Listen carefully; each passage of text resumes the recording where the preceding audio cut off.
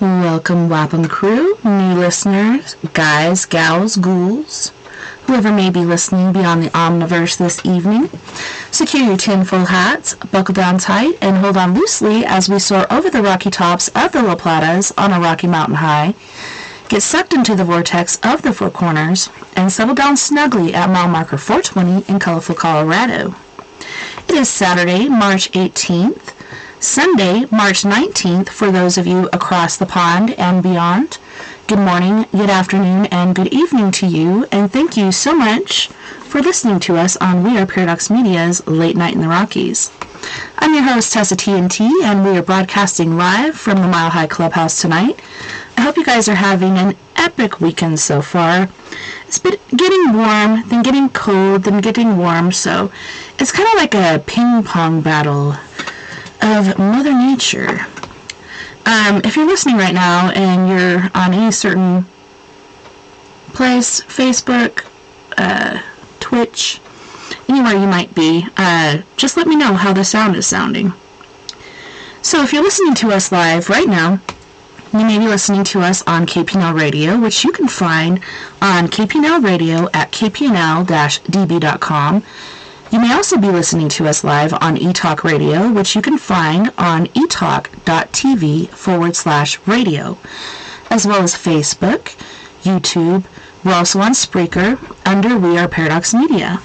If you want to listen to us in your free time, whether you're working it or working out, make sure you look us up under We Are Paradox Media at Spreaker, Twitter, Spotify, Apple Podcasts, Google Podcasts, iTunes, iHeartRadio, CastBox, Tumblr, SoundCloud, TuneIn Radio, Deezer, Podcast Addict, Podcast Chaser, and Podvine. Still working on the Amazon, but we'll get that going. If you don't mind, mosey on over to our YouTube channel under We Are Paradox Media. Like any video that you've listened to or watched, and please leave us any comments, whether good or bad. We need to know what's going on, so that way we can fix it in the future. So I have a treat for all my guys and gals out there. Tonight we will be talking to and getting to know Miss Mary Bassett. And she is a very well-known psychic. She does her readings by channeling energy to provide her clients with messages that encourage spiritual growth, spiritual awakening, as well as healing. Through automatic writing, Mary channels her guides as well as guides of those she is reading. Mary also draws spirits from across the veil to provide messages for her clients, and Mama's Mary purpose in her spiritual work is to raise the vibration of the universe one pulse at a time. Welcome, Mary, and thank you so much, and I hope I said your last name correctly this time.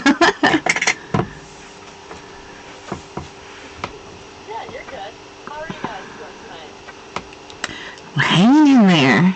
So, you said it's not so bad there, like the snow comes and goes, but I don't know, there's a lot of places that are getting buried on the East Coast as well as West Coast and beyond.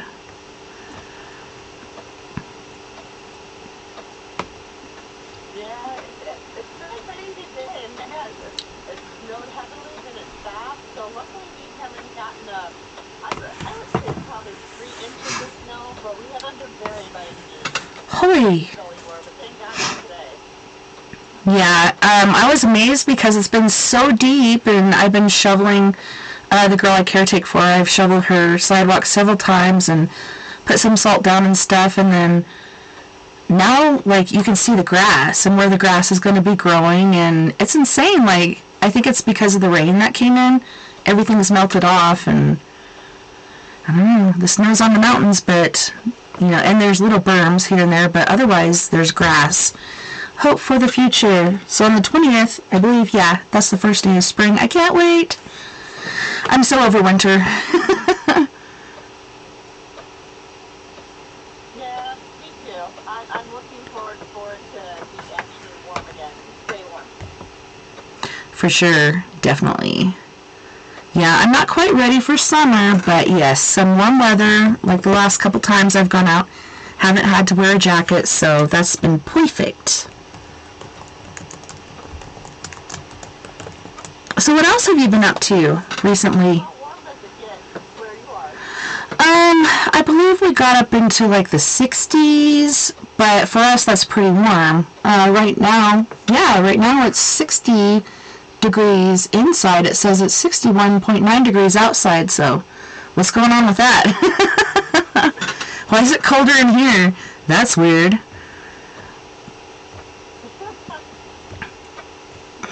It must be my heart. I'm just kidding.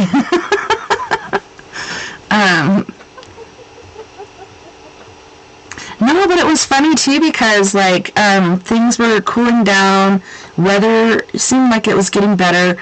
There was a troop load of robins when I went to pick up my daughter early from school one day. I'm trying to remember what day that was, but that was about a month ago. I'm like, look at those robins, like that's a sure sign of spring. That very night there was a horrific storm, and I was like so worried about the robins. I was like, I wonder what happened to them. I hope they're okay.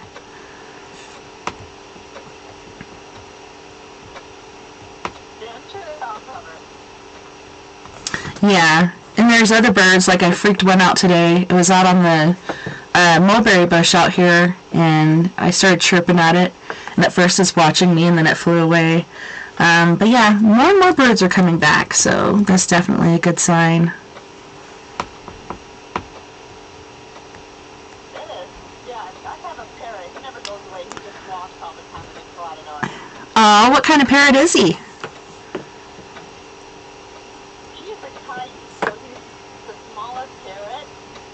Says a couple words, but mostly he just likes to make noise. Yeah.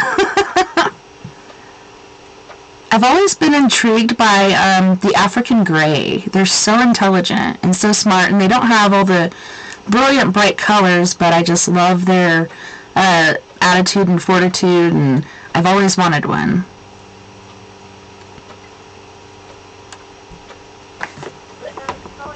They're highly intelligent birds.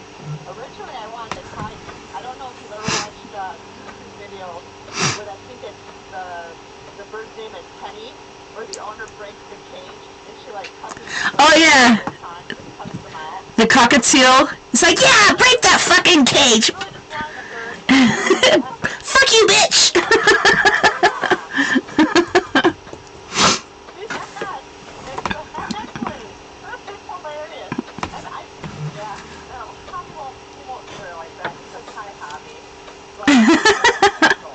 Yeah, you're like, please watch your language around the bird. Yeah, we had to quit having birds for a while because we had a cat that kept killing our birds, and luckily it wasn't parrots, it was little budgies, which was still really sad. But yeah, we've taken a break from birds, but I love birds. I love all animals, but that's my goal, is to get an African gray. Hopefully that works out, but we'll see. So, last time we spoke, you were getting into, like, the hypnotherapy, and you were taking people in to volunteer to get hypnotized. How's that been going for you? That has actually, like, broke out and just insanely and crazy. Right after I You can find. the head of MUFON from Michigan, he approached me, and he wants to know MUFON. So I actually started doing regression with ET experiences, which has turned into a big thing, you know. So now I'm speaking at UFO convention, MUFON convention, and I actually have a contact out with the contact where I'm taking my regressions that I've done, and I have a panel of experiencers to, you know, get their opinion of what they experience themselves along with what they think the experience is. So I have a head of movement of Michigan, the show with Kevin R.J. DeRoos, which they had the Michigan UFO Contact for conventions, and then Michael Carter, who is actually a contributor to Ancient Aliens. We do that every Friday night at 8 p.m. That's awesome. So I know you can't share, like, individual experiences, but have you found some interesting information from people that are like memories that are regressed or that they're not supposed to remember because of whatever the aliens did to them or whatnot, but then you're able to help them withdraw. Yeah, and usually it's always a really positive experience. One of my latest ones,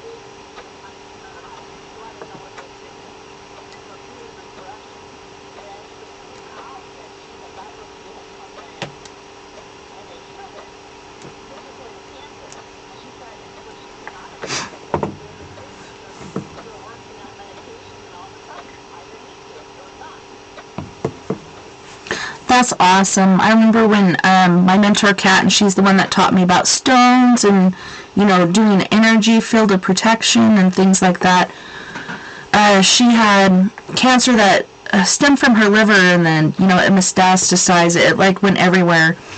And she's like, if I could just see one of those green alien orbs or something. Supposedly those are healing, and she was really hoping for something like that, but nothing like that ever happened. So that was pretty much a bummer. But yeah, she's the first one I heard that about too, and I was like, wow, these different orbs and stuff have different healing properties. So I guess the green ones are the good ones. I'm sure there's different colors too that go along with that, but yeah, that to me was pretty interesting.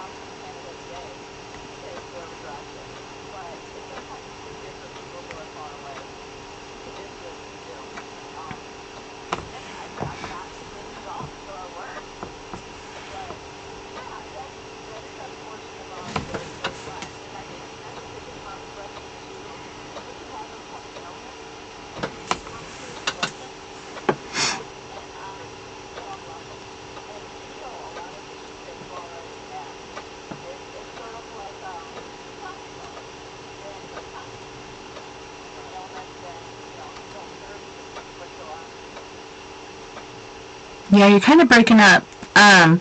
So I don't know if you have a picture or whatever for if you turn the camera off, but if you feel like you need to, because your sound is kind of breaking up, feel free to do so. But yeah, so that's another question I had as far as regression and hypnotherapy. Have you had anything like that come up for past life? Because I know people believe in curses of the family, etc., and then through like past life healing or realizing different traumas that may have followed them to this lifetime, then they can heal.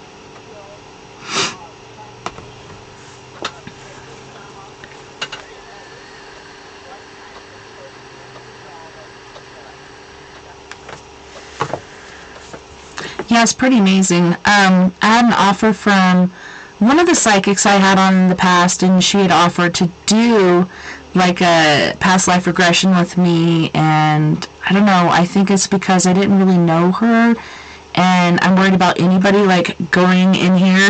Like, what if she knocks over a table and breaks a lamp or something? But yeah, I kind of worry about that. And then there's other people that are telling me like, don't worry, like everything's fine. They're not going to make you do or say anything you don't want to, and everything really works out in the end. So I do have a close friend that's been doing training for this as well. I'm hoping he might be able to help me, but yeah, I think that'd be so interesting because I've known different people that have done past life regression and learned about their different lives, and to me that's just very intriguing to learn, you know, who you were before, male, female, or mother, daughter, or son, or whatever you may be. Pretty interesting to learn about those things. Have you ever done a past life regression?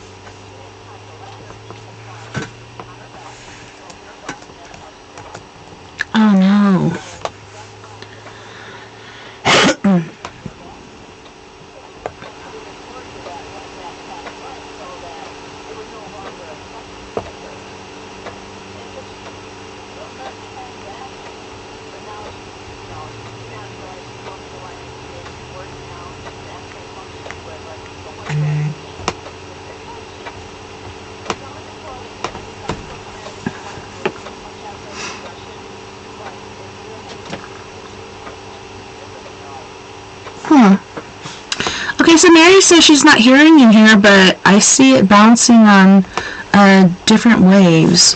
And now my mic looks really hot. I'm going to turn this down a little bit. It's getting a little too hot in here.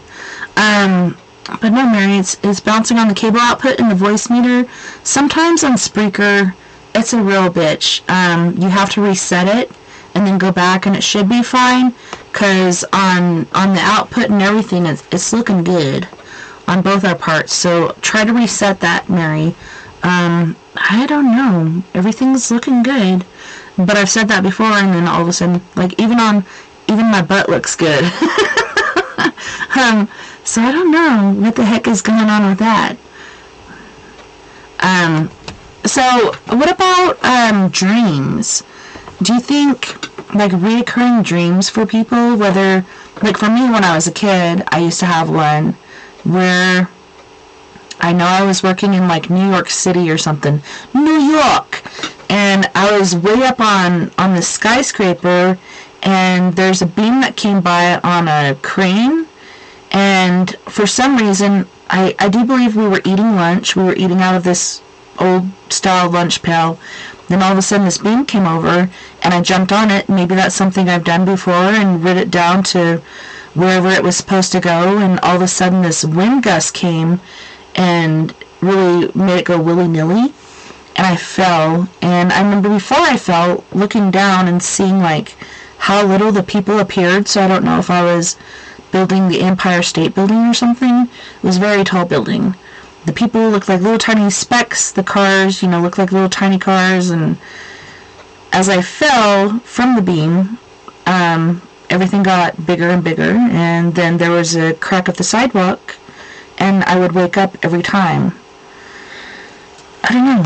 So I don't know if that is a past life memory that I had, but that's one of my big fears, is heights and falling.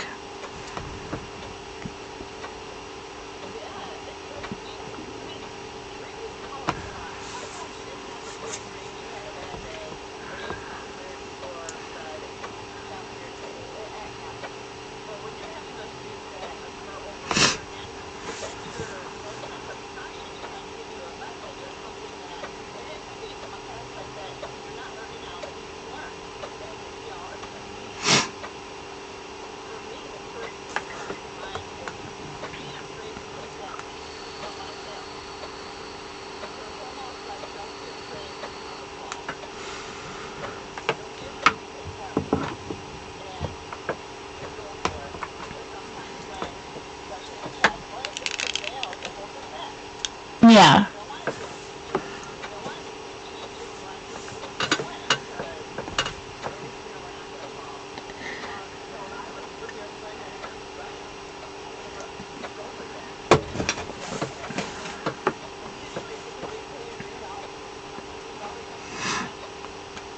Yeah, and this happened when I was like 5 or 6, until the age of about 7 or 8. Every freaking night. And then I looked into it, did some studying up, and it was like, well, it could be because my mom passed away when I was 5, almost 6, and maybe it was because everything seemed unbalanced. But I'm like, it could be that, or for me it was just so real. I don't know, it just seems so real, all the feelings and everything. So I don't know. That's why I'm just like, I'm so tempted to do a past life regression, but at the same time I'm like, I don't know. But the more I talk to people, the more afraid I am to do it, so I don't know, I'm pretty tempted.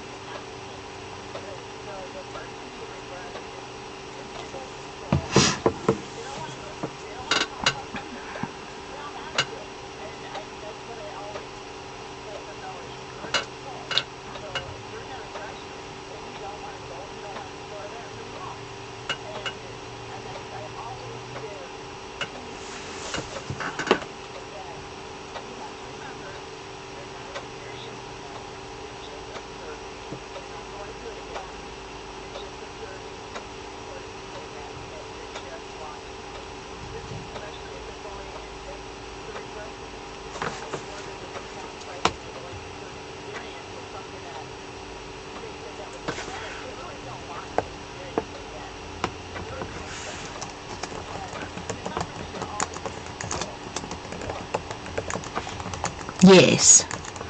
I'm just letting Mary know. I thought I did this earlier, but, yeah, reset Spreaker. Sometimes I wonder why I pay for that. But yeah, definitely, that's a good thing to let people know, because when they're going through that, it can seem so real, and they think they're actually there, but you have to remind them, no, you're not actually there, you're just observing this, and everything's okay. That's awesome. So, how long have you been doing this now?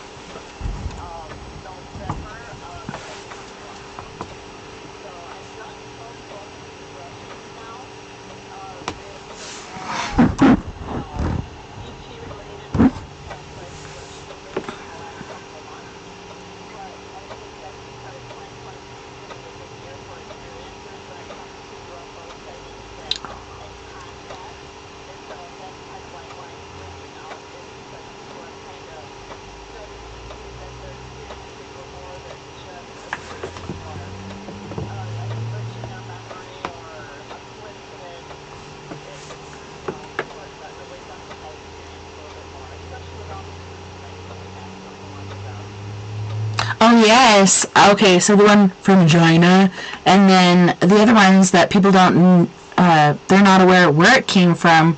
And then there was a report from a family that said, oh, well, there was a balloon that we lost from the birthday party. I don't think that's what that was.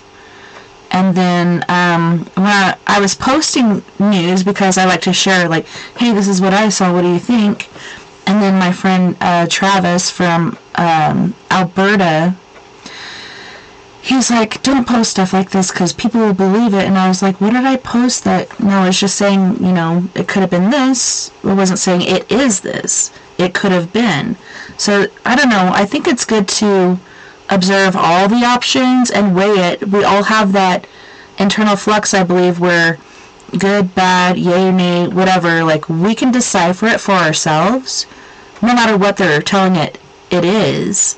Like, we can decipher between what's true and what's not. So I just like to share information. But yeah, I didn't take that post down, even though he wanted me to. But yeah, I just think people should know. Like, it could have been this. But could these things that were smaller and didn't seem to have any sort of propulsion system or whatnot be ETs? I know there's been tons.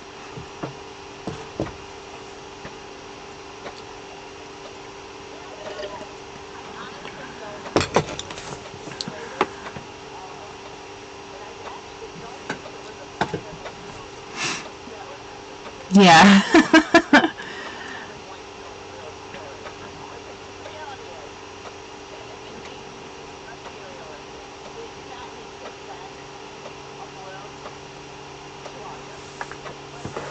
No.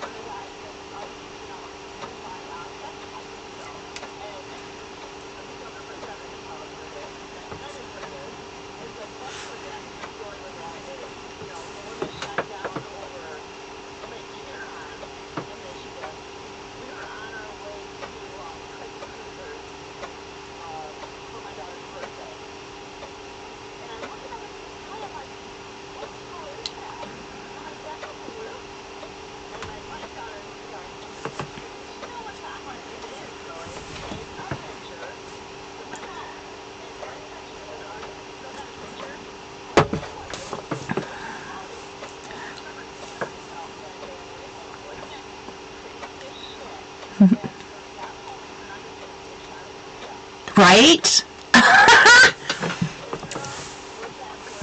There you go. $400,000 out the window. Well, it's scary times, so, you know, people complain when the government doesn't do anything. And then people complain when they do. It's like, damned if you do, damned if you don't. But yeah, I think better safe than sorry. You never know. But yeah, that's funny.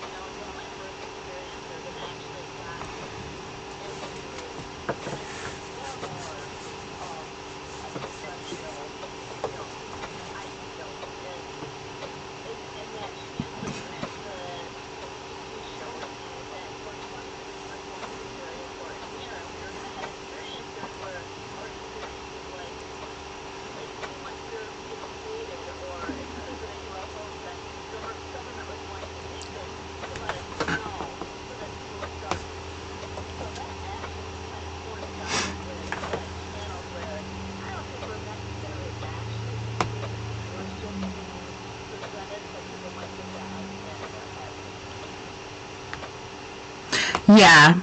So for me, like, my first, like, I always believed in UFOs because my dad did. But my first experience was when I was pregnant with my son. And we were out on tribal land. That's where they'd have the motorcycle rally every year. And the kids have to leave at a certain hour because, you know, tits and ass come out at a certain time, so, you know, the kids must evacuate. So I'm taking the kids home, and my daughter's in the back seat. I'm driving my 72 Grand Torino, and she's like, Mom, there's this light. It keeps following us. And I'm like, well, sissy, I can't look at it right now because I'm driving, and so, you know, I need to pay attention to the road, but here pretty soon I can get out and I can look at what's going on. And once I hit the stop sign, I opened the door and got out, and she's like, oh my God, what are you doing? Like, I'm going to get abducted or something. But I'm like, I'm getting out and looking, like you said, and there it was, like, it looked like it was this big, because it was, like, about 50 feet up. But it looked like this big, and it was like an orangish yellow color. And it looked like, you know, it was moving or vibrating or whatever, these different colors, orange and yellow, orange and yellow. And then I believe it was months later, I had my son, and a boy in our community had gone missing, Dylan Redwine. I don't know if you've heard of him. But I'm sitting there breastfeeding my son, and I'm thinking, you know, if my son ever went missing, I'd want anybody and everybody to stop what they're doing and help. And I felt so bad because, like, I have this little infant baby that depends on me, and I can't just take him out into the cold. And so I missed out on a lot of that, but I got to do some paranormal investigating and stuff like that afterwards, and we got a lot of answers from Dylan. But that very night, I'm just looking out the back sliding glass door. Now it's 3 windows because we've remodeled, but I see this orb. It's the same one, but it's like bigger, and it's going at a slow walking pace down the fence line, and it looks like it's like liquid hot magma inside a sphere. It's like yellow, orange, and red, yellow, orange, and red, kind of like fire contained in this ball. And I'm like trying to take a picture, and this is back when it's a flip phone and you're trying to get to your camera thing, and I can't make it work. So I called a family over, and I'm like, you guys, you gotta look at this. And they all saw it. The funny thing was, me and Kinsey and Nova saw the same thing, the ball with the colors in it, the yellow, red, and orange. Vern saw a sphere with a bat, a very big bat, flapping its wings at a very slow rate of speed. I'm like, what kind of stealth shield is that? that isn't even realistic. But it was funny to me how we all saw different things. Like, me and the girls saw one thing, and he saw that.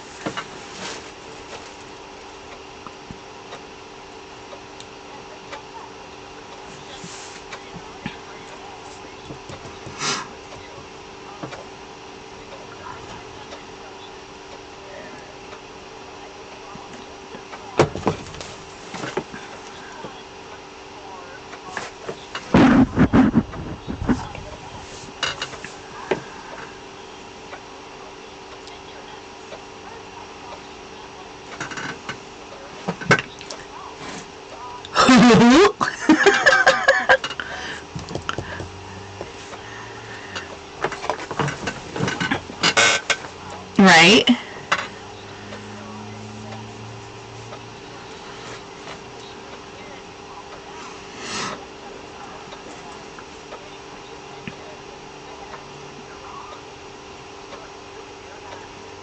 Yeah.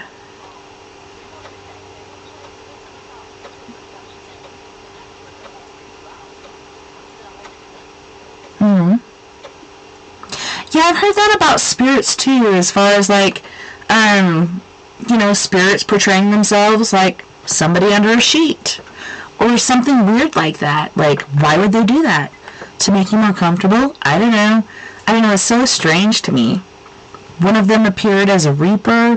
One appeared as a person under a sheet. I don't know. It's pretty interesting. It's like, are you looking for acceptance or...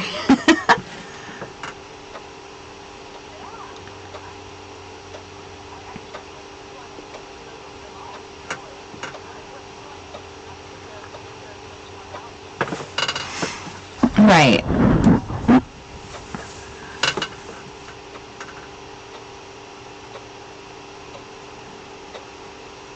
So, as a child or whatnot, did you have anything like this going on? Like, did you have hauntings? Did you witness spirits? Like, how did you realize that you had a gift?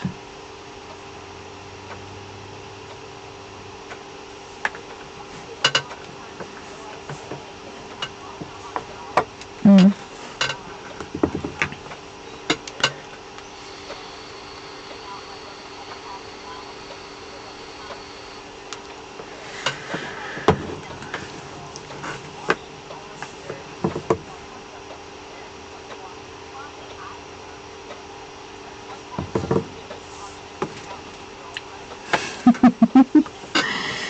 He's like, damn it!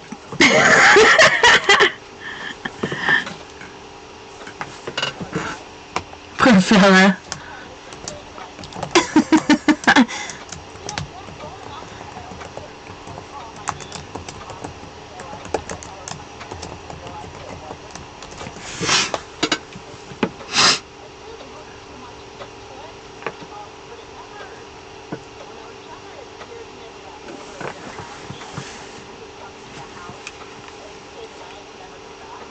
Mm-hmm.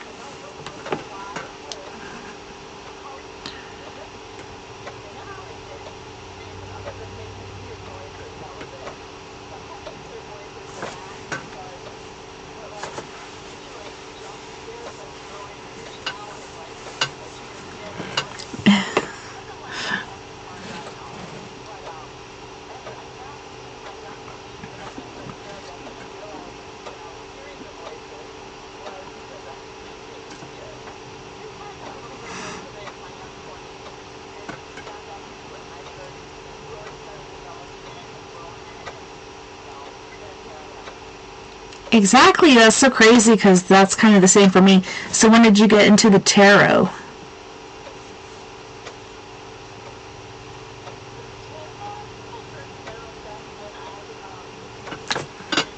Hey! No.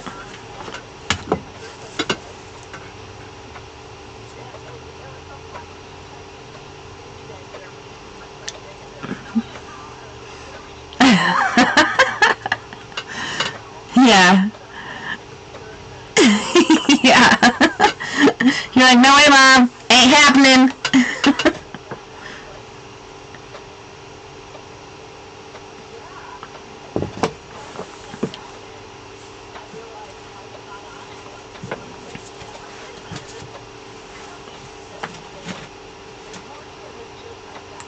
Mm-hmm.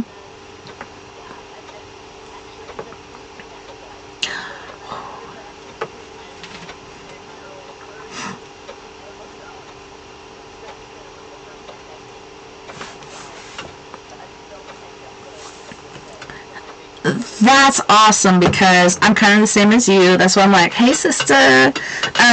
But yeah, like, you know, I talked to my friend Cindy about this, and she would read tarot cards, and she's like, well, try this deck. And I tried it, and I loved it so much. And then we went to this place that sold dresses and cards and everything. Backstory, guy was a pervert, had cameras in the dressing room. But anyways, I was like, babe, you should really buy me this deck because I heard you shouldn't buy a deck for yourself. It should be a gift because reading cards is a gift. So I'm like, babe, can you please buy this for me? I think I actually had to buy it for myself because he was a prick. But it was the Navigator's Tarot of the Mystic Sea. And, oh my god, like, so right on, so many times. Even, like, I did a, what do you call it, like, an example reading for my first daughter's dad. And I was like, but this is just an example because it was so fucked up. But come to find out, like, all that shit was true. And, yeah, my little brother got out of jail the same time I went to Arkansas after being in the Marine Corps, and, he just went totally psychotic, and he started, like, I threw my cards at him, up the stairs, they stayed in a deck, hit him in the head, then it was like, they fell everywhere. It was, like, pretty mystic to me. I was like, holy shit, how did it stay together all that way?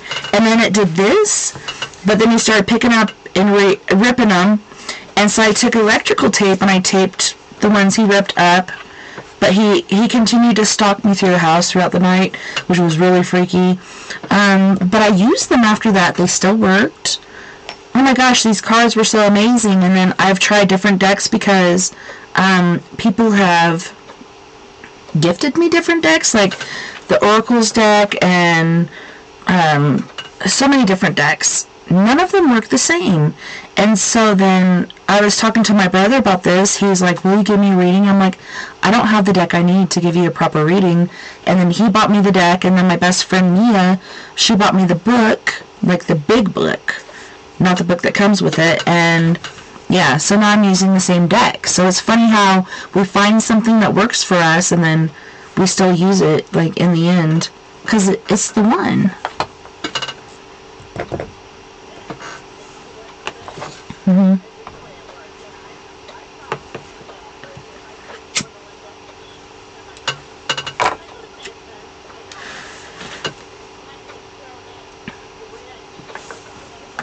Mm-hmm.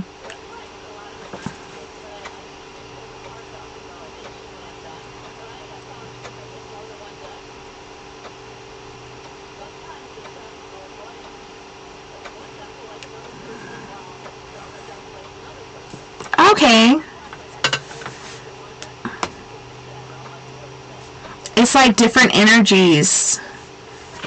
Yeah, that's interesting. I haven't thought of it that way. Because I haven't really read people like I used to. Like, I used to read a lot of people, and even my youngest daughter, Lily, it's funny, you have a daughter, Lily, too, but she's like, she comes in this last week twice, like, Mom! And she's got, like, the original deck in the yellow case, and she's like, Mom, come on, let's do this. And I'm like, oh, I'm so tired right now, I don't want to. But I'll do it later. But yeah, she's so into it too. But it's funny, like you said, different energies for different decks, so what works for you might not work for everyone. I know, that's pretty intriguing. Never thought of it that way.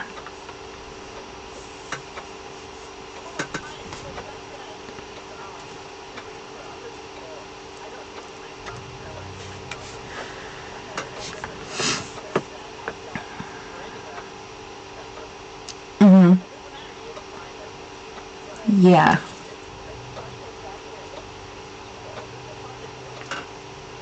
Yeah, mine's like for me and my family. But yeah, I don't read people anymore. So yeah, that's interesting. But you do. You go out there and you read many people. Oh my goodness. It takes so much energy. I'm so proud of you. I can't even imagine. You need to take a bubble bath, have some champagne, some lit candles.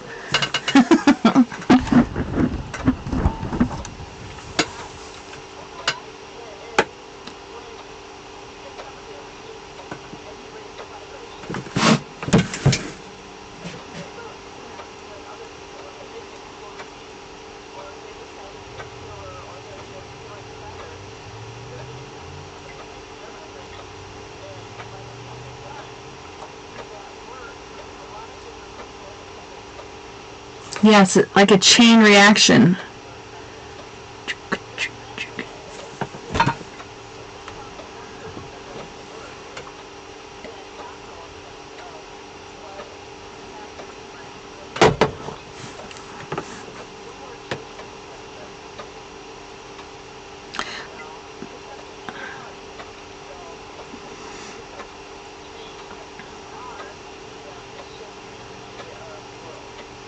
That's awesome. You're changing lives, sister. I'm proud of you. And you've come so far, and yeah, so when did you first realize that this is the path you needed to take? These are the things you need to do. And then everything just seems to be like working, like kind of like Legos in a row.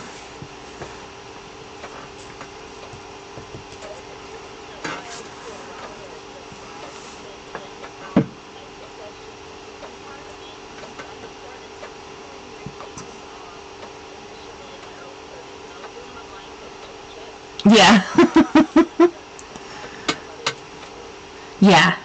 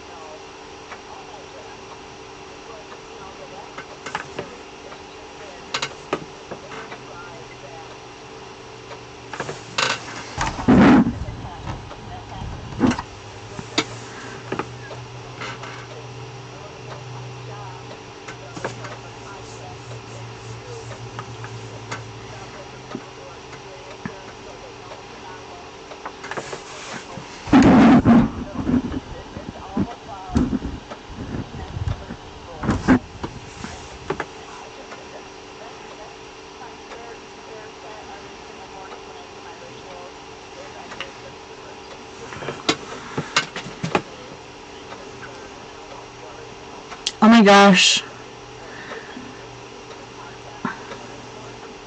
Yeah, and it's so funny how it works. You know, it's not like I planned to do this. But then, you know, somebody brought you into it. Like, for me, somebody brought me into this.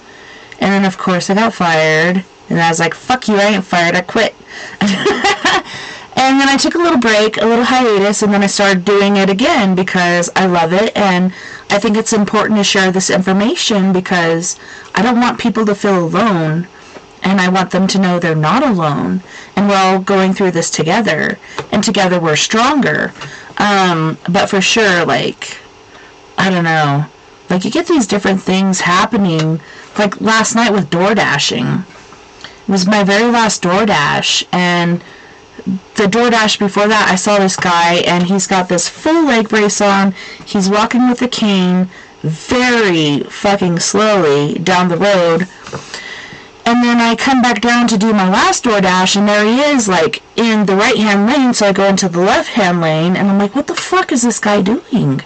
But I know he needs help, and I think he's kind of calling out for help, not just, like, doing it literally, but here I am in the fucking lane, somebody pay attention, and, did the DoorDash. That was my very last one. I could have gone longer, but I was like, no, I need to go home. If I see this guy on the way home, I'm going to flip around and I'm going to help him. And I see him, I'm like, fuck. I go through the intersection, and then it's a major intersection of two highways meeting. Flipped around, came back, and I had to call out to him like 3 times because he, I don't know, right before I got to him, I guess, the people from Denny's, okay, guess what? This place has an address of 666. These people are fucking assholes. Like, earlier that day, there was a homeless man out there, and I'm like, hey, how's it going? Talking to him like he's a human being because he is. And people don't treat homeless people like that. They ignore him. No eye contact. Don't talk to him. Talk to him. Say hello. Hey, how's your day? You know? Sorry, I had to take a breath on that one because it made me verklempt. And you should have seen his face. It lit up, and he's like, I'm good, how are you? And then later on, he saw me come back again, and he felt like it was safe to come in. And when he came in, the guy talked to me, and then he talked to the guy that came in after him. And if I weren't on the clock at the time door dashing, I should have done it anyways. And I really kick myself for not. But, like, why aren't you talking to this guy? Like, he's a human being. Maybe he wants a fucking cup of coffee or something. But you're going to ask the guy behind him and just ignore this guy like he doesn't exist? It pissed me off so bad. And then with this guy that I'm talking about with the last dash, it's like, hey, hey, hey. And finally he heard me, and I was like, hey, do you need a ride? And he's like, yeah, I do. And he comes gimping over. It takes a while.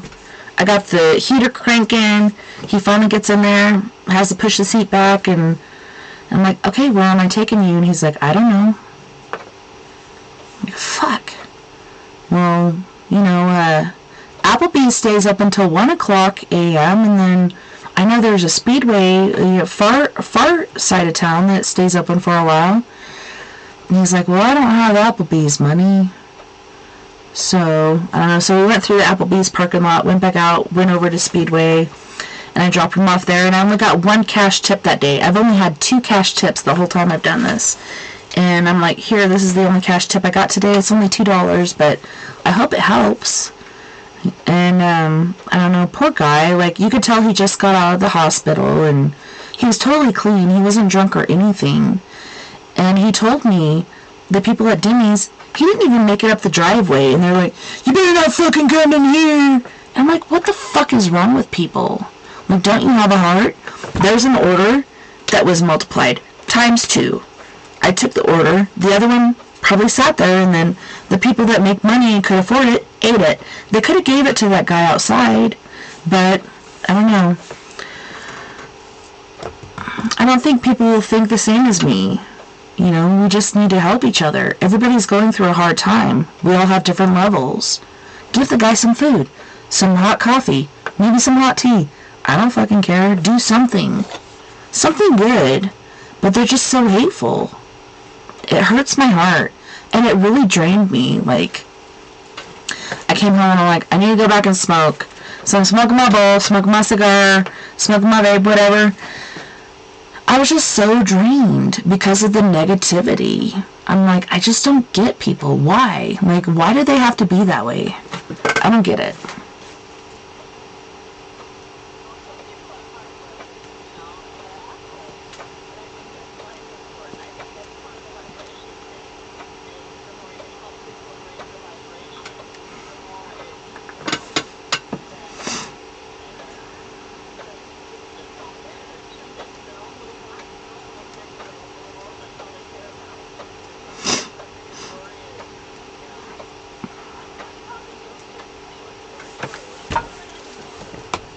Right? Me too. Yeah, I want to have that. I'm like, I'm bringing pizza or something that's instant.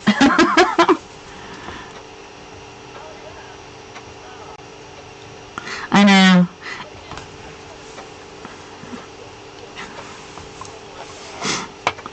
I've been homeless before, and I don't know if that's why I can understand, but I don't think so. I just think my apathy or whatever. Like, I don't know. They're human beings too, and not all of them are drunks and drug addicts. And that last guy that I was telling you about, when I gave him the $2, he's like, well, unfortunately there's no liquor stores open right now, because that's what people think. Oh, they're just gonna go buy booze, or they're just gonna go buy drugs. Maybe they're gonna fucking go buy food. And that's what made me feel bad too, is like, when I picked him up, I could have been like, hey, you hungry? And I could have taken him over to McDonald's or whatever and bought him something. But I was thinking about, where do I take him? So, you know, I don't know. Next time if I see him, I'm going to take him and get some food. But he didn't say he was hungry or anything. I was just thinking of a warm place. And last night was so cold compared to nights before. So hopefully, like, this place I took him had an actual, like, wash station, like a car wash back there, so maybe he could find some shelter in there. And the guy that I picked up an order from there earlier that night seemed like a pretty kind guy, so maybe he'd allow him to stay there, or maybe he'd even take him home for the night. I don't know. I'm just hoping for the best from everyone. Hoping this links up, like we said, like Legos or whatnot, but oh, the world's a hard place right now. It's so much different than when we were growing up, really. And before that, like, go ahead.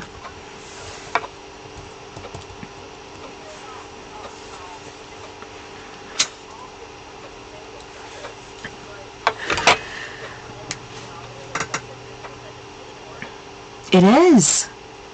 It's bad. Like, in California, they're like, oh, we're going to open up the streets where people can, you know, park their vehicles and sleep there, and this and this and that and that, and then, you know, all the hoity-toity people come out and they're like, you can't be here, like all the Karens of the world.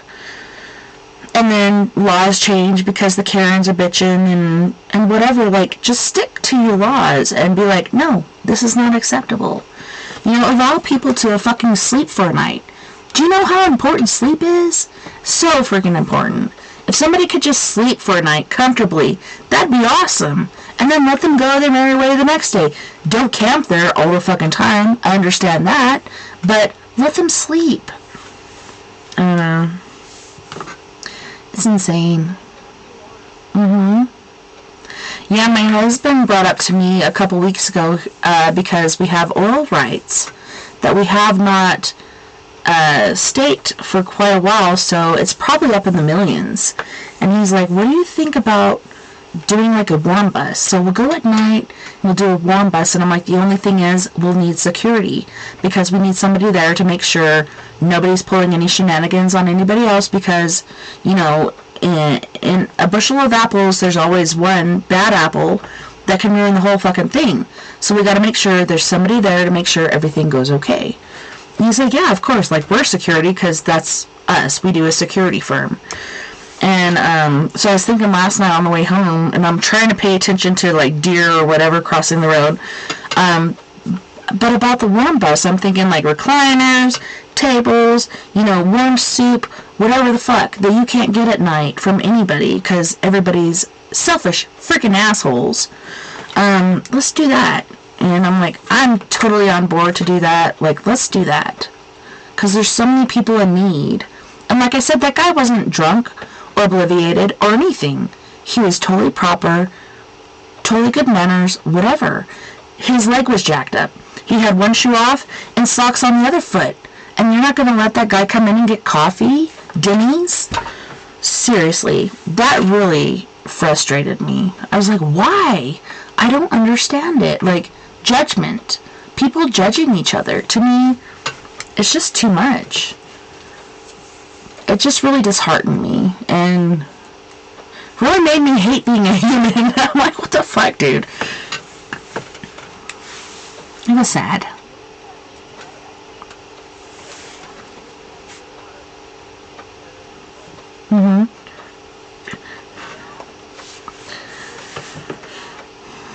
I knew. Well, unfortunately, yeah.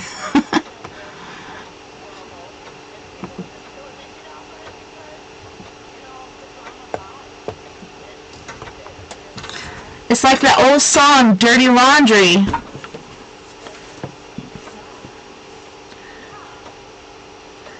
Yeah, we love Dirty Laundry. But no, I do every night watch the news because I need to keep, like, intact, like, what the fuck is going on right now.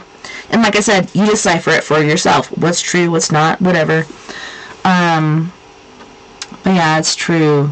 Like, a lot of it is negative. Even in France, like, shit's going down. Things are going crazy all over the world. And the world is literally falling apart. It's craziness.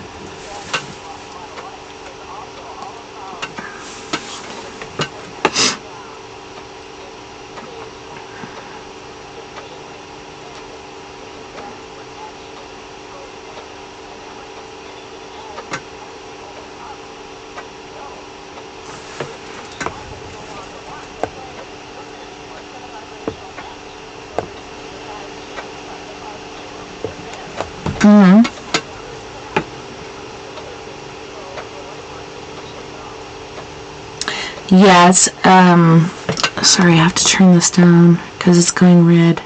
Oh no, we're in the red. But no, it's definitely like a rebuilding process. And a lot of bad things have happened, like a lot of abuse and domestic violence. But at the same time, like internal evaluation and different stuff like that happening.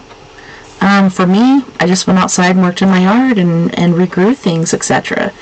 You know, I'm just working on, you know, for me, therapy is digging in the dirt and working with plants and things like that. But a lot of other families went in a bad direction. Like me, my husband almost died.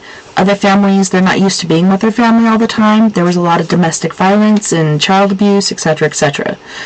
There's so many different variations. Yeah, it's insane. But we do definitely need to go to our music break, if you're down.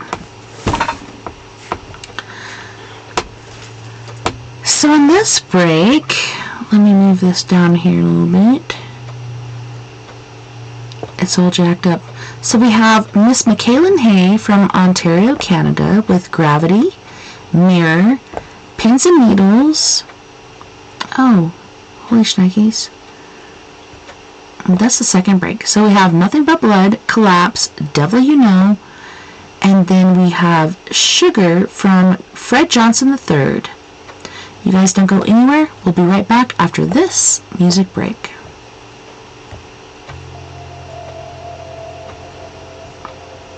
So this break is about 15 minutes long. If you need to get something to eat or drink, feel free to.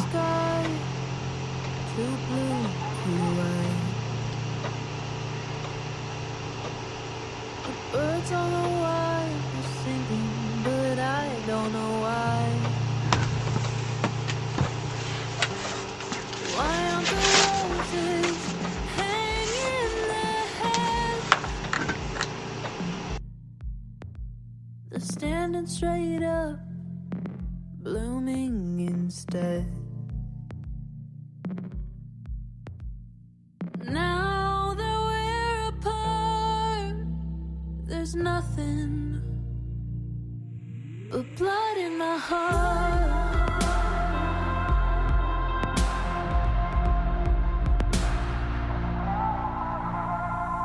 Why does that guy have a smile on his face? Why is the sun even shining today? Why are the headlines talking about love? Don't they all know what happened to us? Now that we're apart, there's nothing but blood in my heart.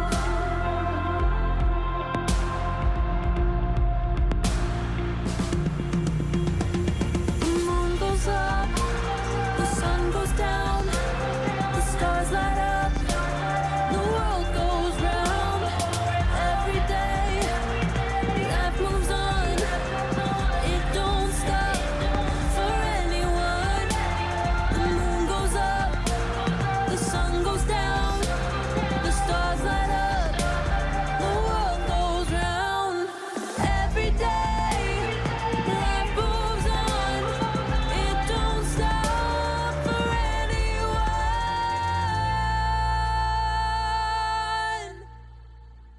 Now that we're apart, there's nothing. Now that we're apart, there's nothing but blood in my heart.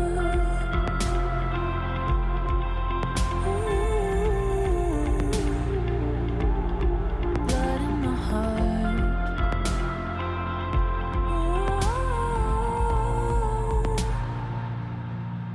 Blood in my heart.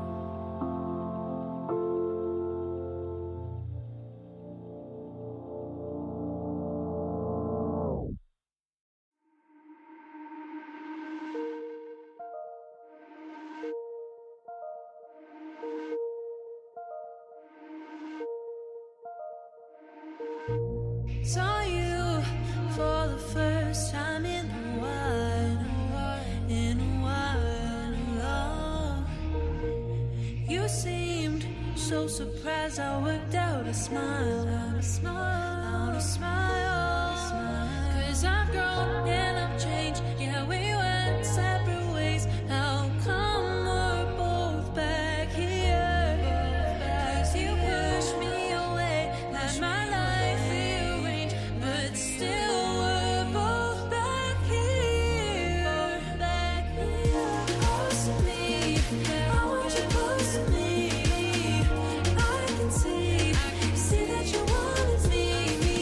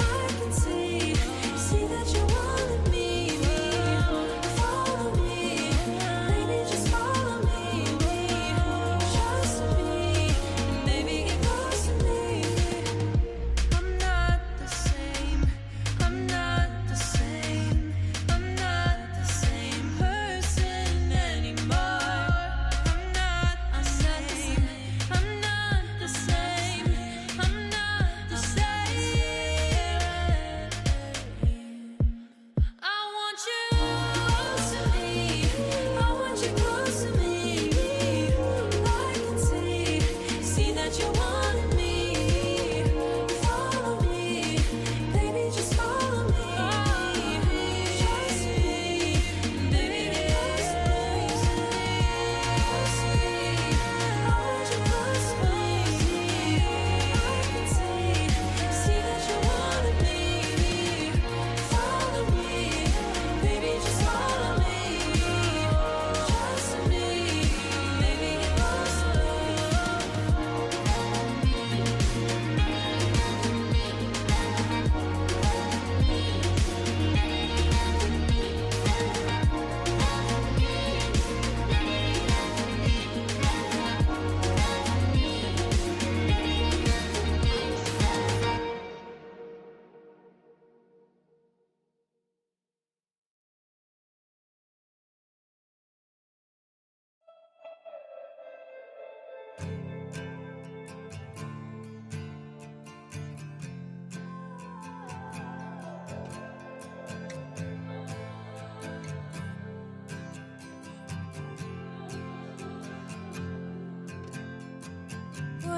Where'd you go?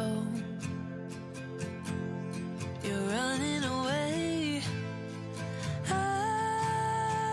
know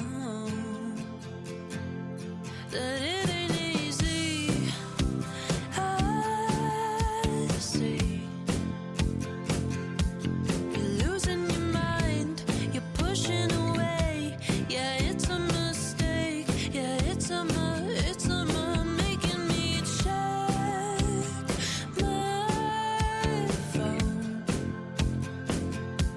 to see if you called. I know I'll get nothing at all. I carry the weight of both you and me. I'm starting to break. I wish you could see what you're doing to me. What you do. Yeah, we're going too fast, fast, fast, fast, fast. Get your foot off the gas, gas, gas, gas, gas. Yeah, we're gonna crash. How is this gonna last when we always collapse? Yeah, we're going too fast, fast, fast, fast, fast. Get your foot off the gas, gas, gas, gas, gas. Yeah, we're gonna crash. How is this gonna last when we always collapse? Stop, stop, stop, stop. When we always collapse. When we always collapse. Throw me off of my game again. Never thought I would bend. You're making me soft. I'm starting to slip. You don't give a shit. It's starting to hurt. I can't keep my grip. Yeah. Oh, I can see the end begin. I can see. Yeah, we're going too fast, fast, fast, fast, fast. Get your foot off the gas, gas, gas, gas, gas. Yeah, we're gonna crash. How is this gonna last when we always collapse? Stop, stop, stop, stop. Yeah, we're going too fast, fast, fast, fast, fast. Get your foot off the gas, gas, gas, gas, gas. Yeah, we're gonna crash. How is this gonna last when we always collapse? Stop, stop, stop, stop. When we always collapse. Oh, I can see the end begin. When we always collapse. Oh, I can see the end begin.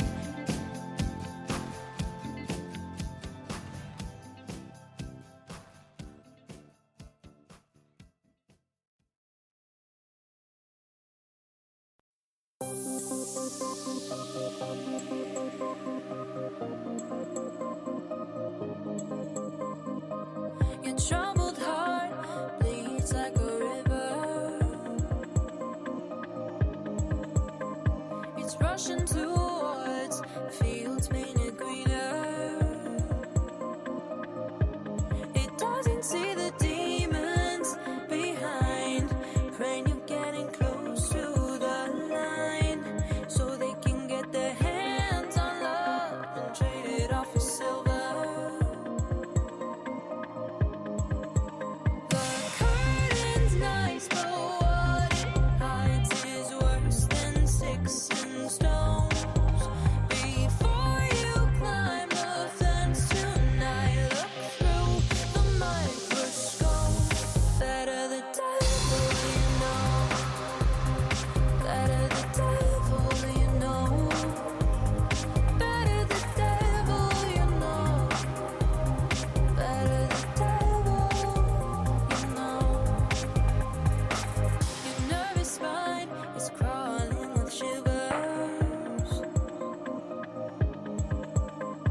standing right in the eye of a blizzard.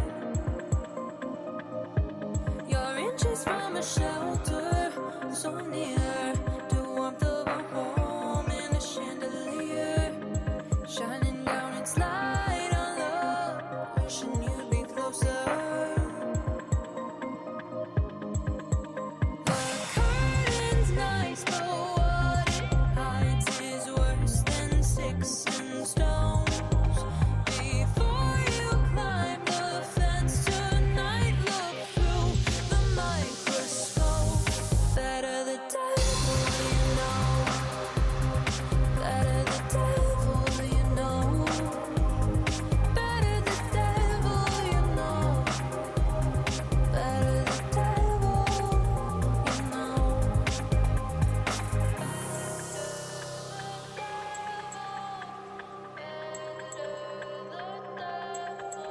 Before you climb the fence tonight, look through the microscope. Better the devil you know.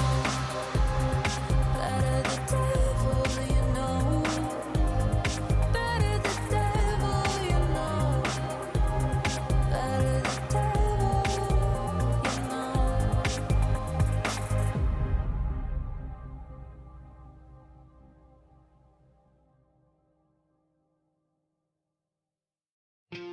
Waiting here on this cold, lonely night without you.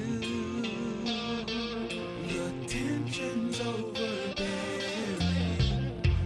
Wondering, are you coming back home again? To inspire fondness with love. Where did our love go wrong? My sugar.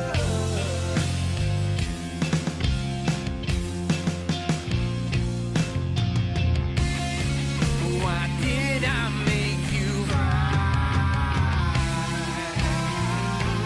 Whispers flow through my mind when I think about you. That warm feeling in me. My heart sings a sad song and just melts away.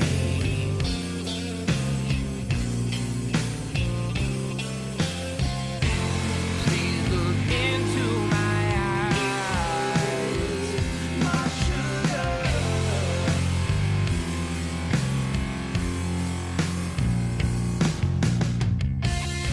There's life in out there.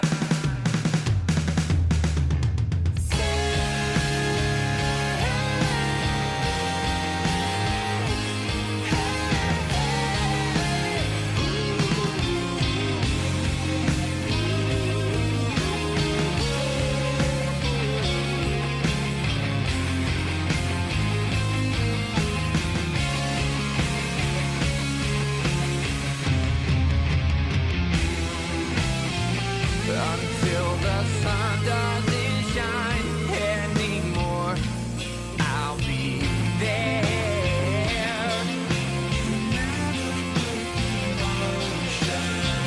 When time is a memory, I'll know this love.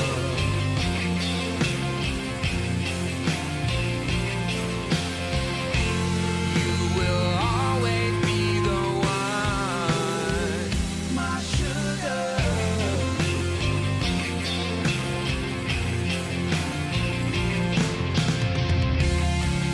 The feeling is so strong.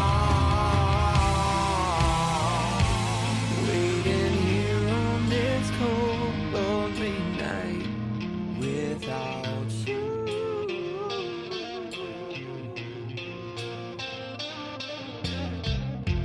Where did our love go wrong?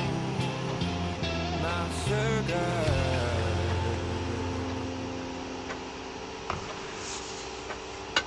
Oh my goodness. That's one of my favorite artists, and I think I failed to announce him. Fred Johnson III from Canyon County, California. He's amazing. I love his soul, his spirit, the music he makes. It's amaze bowls, I must say. But welcome back. Here we are tonight with Miss Mary Bassett. Welcome back, Mary. Hi. Hey, hey, hey. How was your break? It was good. I went and, relieved myself and came back and smoked, partook, took a breather, sang. It was good. How was your break? That was great music. I love it. I'm glad you could hear it. Nice. Yeah, usually the guests can't hear it, so I think I got it right this time. We'll see. But yeah, I'm glad you could hear it. Yeah, Michaela Hay, she's amazing, and she just graduated, I think, maybe a year or two ago. She's so young, so talented. So that's why I'm, like, imploring people online. I'm like, if you haven't seen her, look her up on YouTube. Michaela Hay. And then Fred Johnson III from Canyon County, California, like, why has this guy not blown up? I just really love his music. I really do. Music is a medicine of its own. Yes, definitely. So you've always what? I didn't hear you. Oh, can you hear me now? Yes. Okay, so you said I've always, and I felt bad because I kind of cut you off. I've always loved bands that weren't known as well. I think like Imagine Dragons. Mm-hmm. Watching them before they went big. I was going to their concerts. Same with 21 Pilots. I remember taking my oldest daughter to a 21 Pilots concert, and she's like, "Mom, this is so good." I'm like, "You know what? Watch. One day this band could be big, and you tell your friends who actually saw them when they weren't big, and you can have taste." Yes.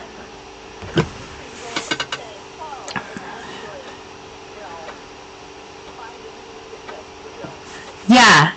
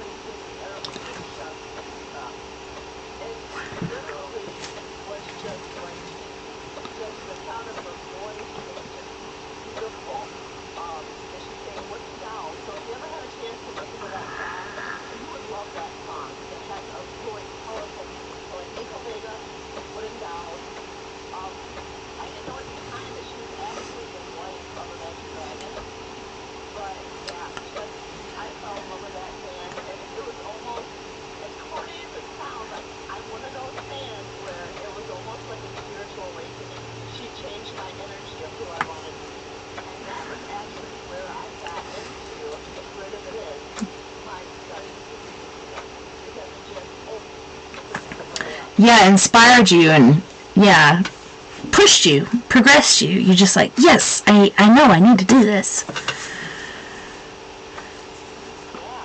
Yeah, for me, like, religion is medicine, music is medicine. There's so many things that are medicine. Whatever you need to make you feel better can work. And, like, for me, music, I didn't realize how important it was to me. Like, I've always been a music lover. People haven't always been fans of my voice. But when I went to boot camp and I got injured and I got put on this bus to go to the medical facility, felt like forever. But the guy that was driving the bus turned the music on, but he turned it down so low that everybody had to be really quiet to hear it. And he knew what he was doing. And he knew how important it was. And, like, at that moment I knew this is medicine to me because I was quiet. I was listening. I needed to hear it. More than the news, more than TV, more than anything, music was so important to me. So if I ever get stranded on a desert island, music is one of my number one things. Food will come second. Music will inspire me to do other things. Definitely. I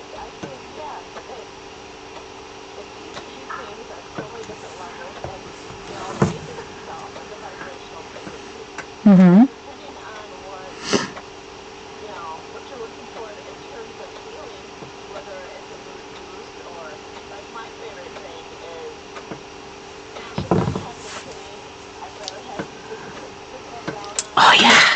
your shirt, because I'm getting shit done. That's right. Get out of my way. Yeah. I love me some good anger manipulation. Yeah, when you're cleaning the dirtiness, like you're killing it, you gotta kill it. For sure.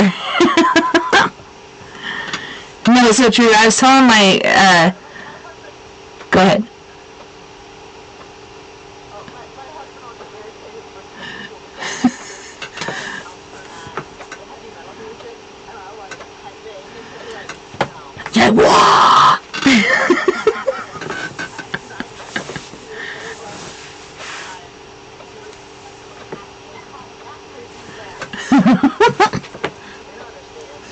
Yeah, and it's funny, if he doesn't understand, we're just going to have to leave you as a footnote at the moment, because this is very important. Now, like I was about to say, I told my girl Tassie, who I caretake for, I was like, I remember sitting around the dinner table, I was pregnant with my first daughter, I just left her donor, which is what I call him, and it's a Mormon family, so you're not allowed to listen to heavy metal or anything like that. and I call him my brother cousin son because he became my brother at a very young age because they brought me into the family. He's always my cousin, and then he became my son because, he was like black sheep out of the family, so I had to raise him from there. But now he's my brother again because I got adopted. But yeah, this one day he like took a scoop of corn and he's like, check it out, Mom, I'm listening to corn. And she reached over and stabbed him in the hand with a fork. But it was so fucking funny. Like, that memory was so funny to me, even though it was like kind of tragic. It was so funny because like his humor, hey, I'm listening to corn. He wasn't allowed to listen to certain music, and he kept using his allowance to buy certain music and video games, and then those would get rid of, and then he'd just do it again.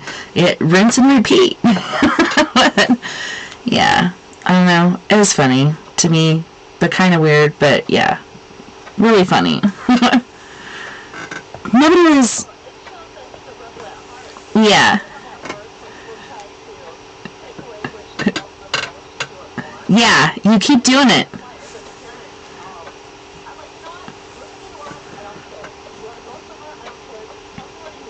Mm-hmm.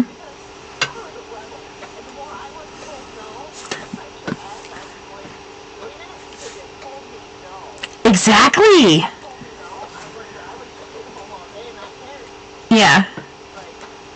You told me no. That's me too. Yeah, for sure. It's like, honey baby child, you gonna tell me no? Yep, I'm gonna do it. I'm a rebel. Hi, Jason. But yeah, that was a funny memory. It's like, hey, I'm listening to corn. Could you imagine the corn actually making noise?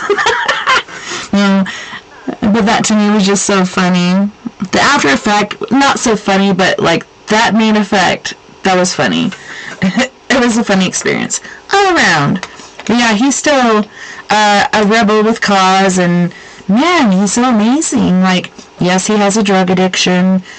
He's trying to work with it. He's going through different issues, but he's so intelligent, so smart, such a loving individual, and just wants to give and give and give. I just wish I knew how to help people. Like my sister, my biological sister, is like that too. Like, she's addicted to methamphetamines, and she's in prison once again. She loves her family, she loves everything, but the shit keeps putting her in prison. And luckily this time it's not like a death sentence, but she's going to be there for quite some time. And she's like, once I'm in these places, I realize what I've done, blah, blah, blah. But then once I get out, it's like, null and void. And then she does what she does. And she's like, I'm hoping this next time will be different. I really, really hope. And that's the first time I've really heard that. Like, before, she's been like, oh, I found God, or I found Jesus, he was hiding behind the couch the whole time. This time, she's like, I'm really hoping to change this and hoping to do different. And I hope she can, because these little things in life are so important, most important, than the big things that you think are important.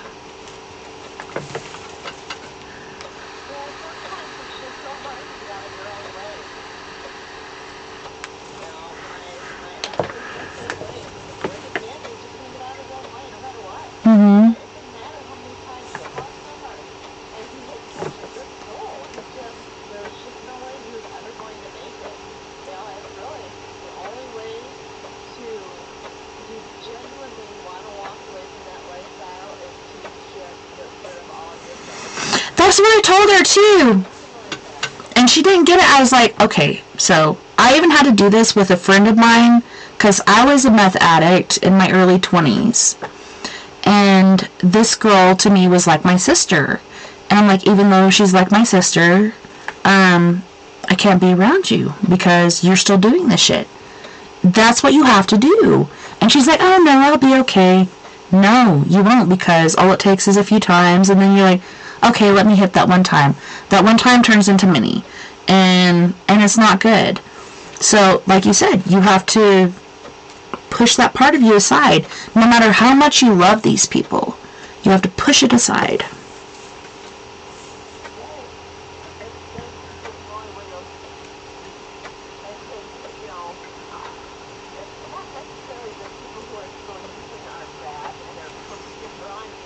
No, they're not.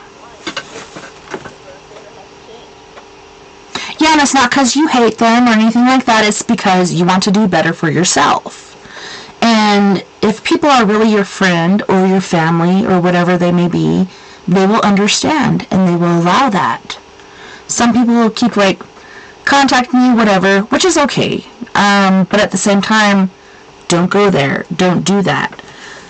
Because, like I said, it just takes that few times of seeing it and being like, oh, I could take one hit and be okay, or whatever it may be. However you use your drugs.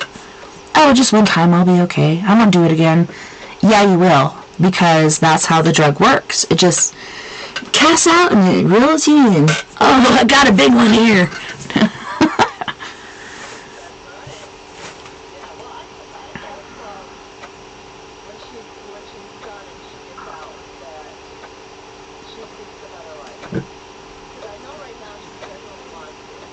Me too. I know she does, and it's like she does this every time, but this time feels kind of different. I kind of had the inkling of, I don't want to do this again. Like, last time it happened, I felt like it was a death sentence. She was going to be gone for 25 years, and I'm like, my sister is gone, but luckily she got out. Then guess what? She did the same old shit, different day. But this time it feels different. Because she's not just like, oh, you know how people go to prison, they're like, oh, I found religion, now it's a little different, because she's like, I know I did this, I know I did that, blah, blah, blah, stating different things. I'm going to do this different next time. Maybe she'll listen to me. Yes, I'm her little sister for about, 12 years younger, but I'm an old soul, and I know, I've been through this shit, I know, and I've been clean for how long? So maybe you could, look at what I did and do that too. She just got transferred to a new station, so it's been about a month since I heard from her, so I'm hoping to get a letter any day now. And I can start putting those little pinpoints into her mind as far as this is what you need to do to get clean. And it is hard, but once you get off there, your friends will see what you're doing, and maybe it'll register in their mind that they can do that too,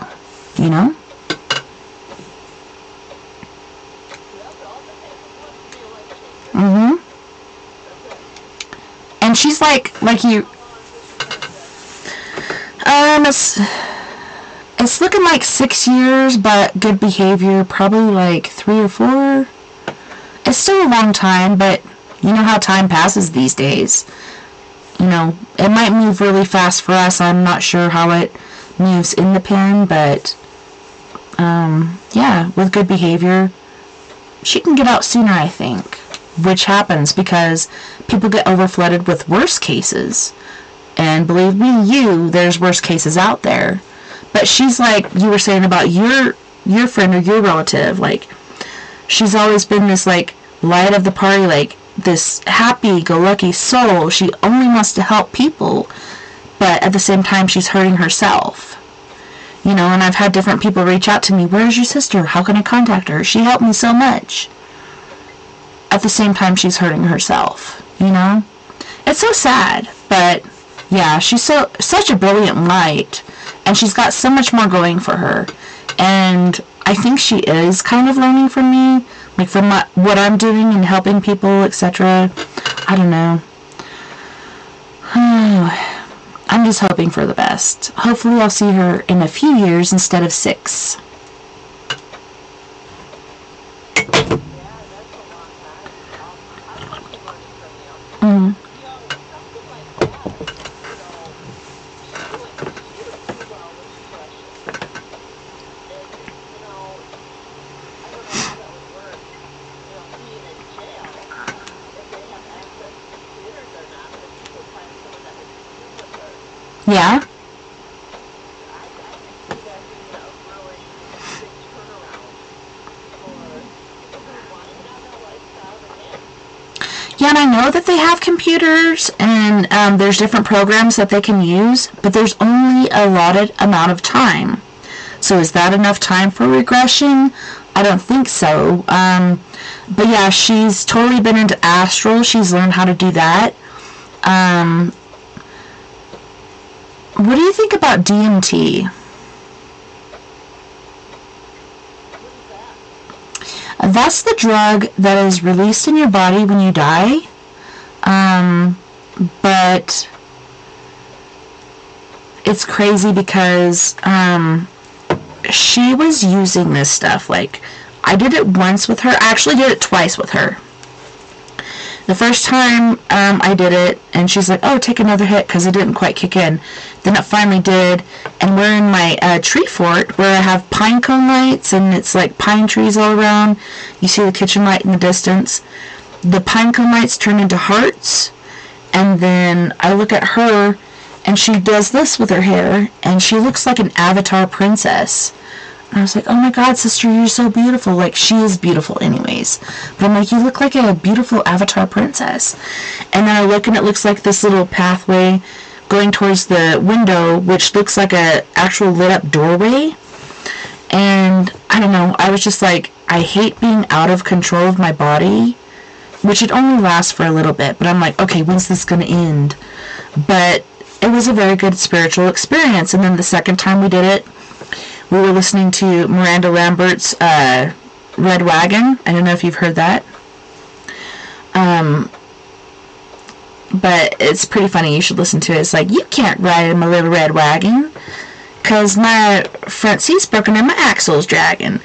And, like, I was laughing at first, then I started crying, and then I started laughing again. And I don't know, it's kind of like a spiritual cleansing process. And it's like the chemicals that you use when you're dying, that's why people go through the past life regression and kind of like the dream realm and whatnot. Like, it seems like a dream, but you're seeing all these different things, etc. when you die.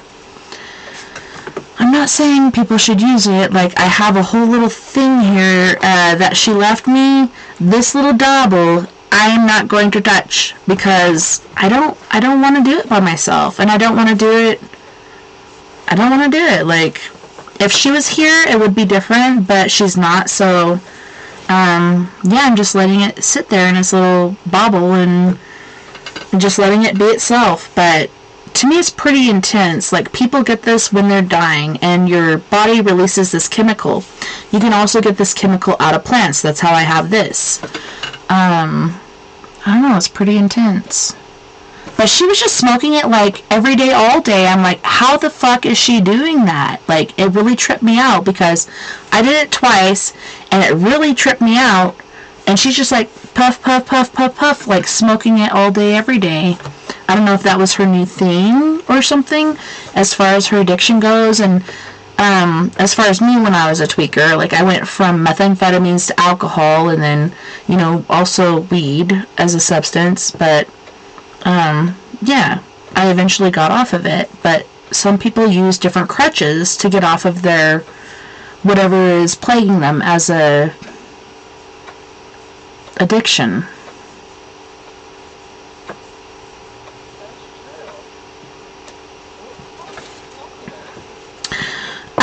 Okay, so you're supposed to use a glass pipe like a methamphetamine pipe and like melt it and smoke it that way. That's the purest form.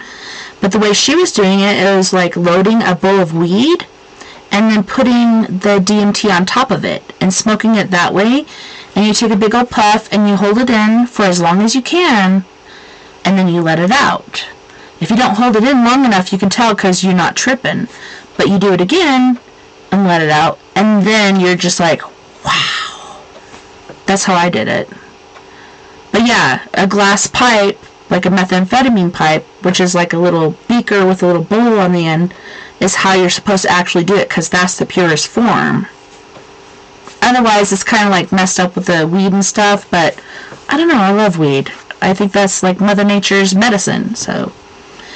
And I don't smoke a lot of it, but yeah. It's pretty intriguing to me, and it stinks. It stinks like the medical field. You know what I'm saying? Like the kind of rubbery, different medical field smell. To me, that's what it smells like. It doesn't smell pleasant. Yes, exactly. I'm like, ugh, I don't like that.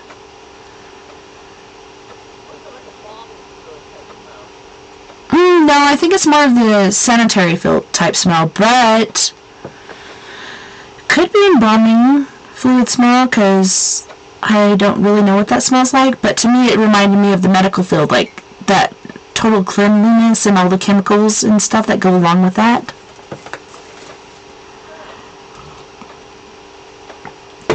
But yeah, now I want to see what embalming fluid smells like and see if that was it, because it could be. Because I've been around, like, spiritually dead people, and they have different smells. Whether it's spiritually or whatnot, you smell different smells. It could be embalming fluid. Could be something else. I don't know.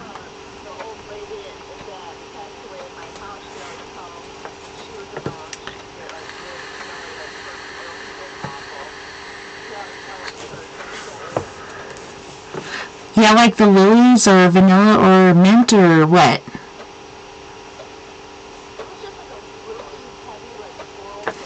Mm-hmm. Yes. It's funny, when I was a teenager, there was one that was called Jontu or something like that. And it was very florally. And it also had like a big old bouquet of looking flowers on there. And I thought it smelled so pretty. But other people were like, that smells like a funeral home. You need to quit wearing that.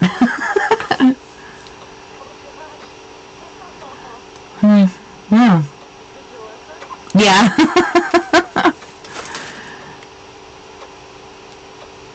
I did. So you said your daughter's name is Lily. How old is your Lily? Mine is 7 going on 8. She'll be 8 this next month.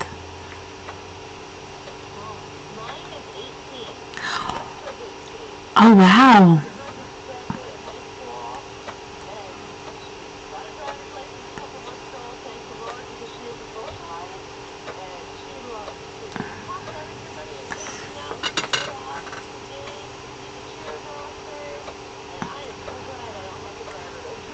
I know, it's like so many places.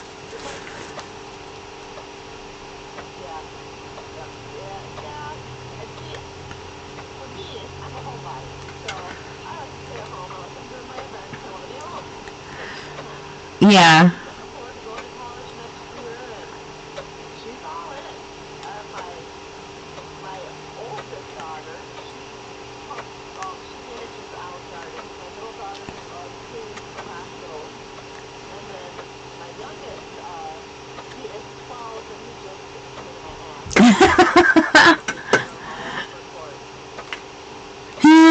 have to go here. Hey, Mom, I have to go there.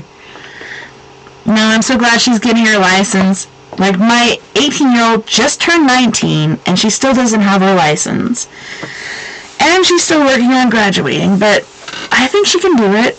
I keep, like, not pressuring her, but, like, hey, you been working on your homework? Is there anything I can do to help? Just let me know. But for her, it's hard because she has different things going on. Like, Vern almost died from COVID last year. Then her favorite Uncle Dave died, and she's got social anxiety. And I think that just goes along with being empathic and having different gifts. And so she's trying to deal with it and trying to get through and trying to fucking graduate this year. I think she can do it. Yeah. It's hard. And I'm like, when I was your age, I had 2 different jobs, and I finished school. And she's like, well, I'm not you. I'm like, yeah, that's true. But I just want her to succeed, you know? And I'm trying not to push her too much, because I know if you push too much, it'll have the opposite effect. So I'm just like, hey, you do any of your homework recently? You know, just little things like that. And she's like, ah! She gets so frustrated. But I'm like, I'm just checking on you. Come on. Just making sure you're all good.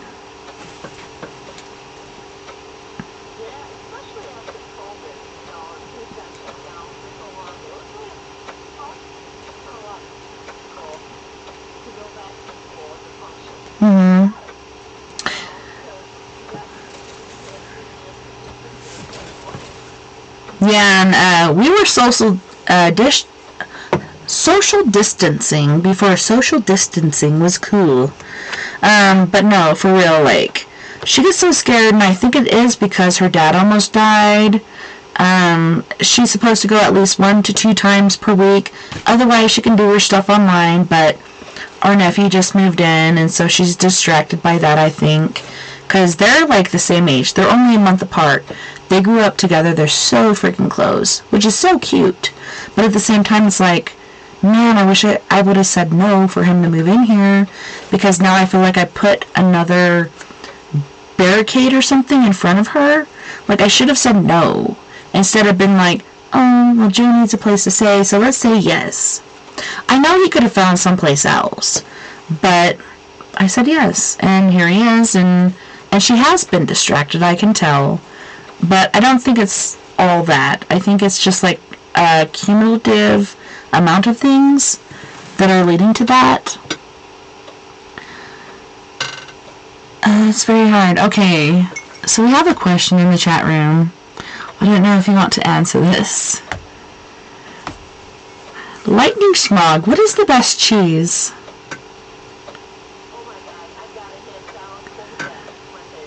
Me too! Yep. Kobe Jack, bitch. You got it.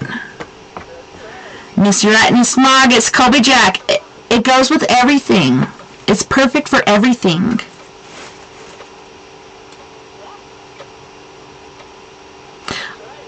High five, sister. Really? That's what I buy every time, like a big old fucking bag of Kobe Jack cheese. Sometimes they say Fiesta shredded cheese. It's the same thing.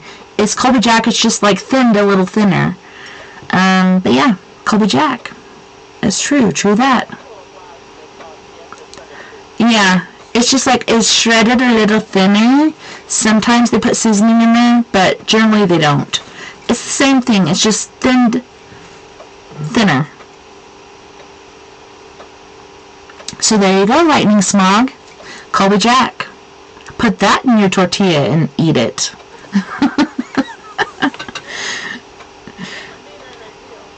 Who? What'd you say?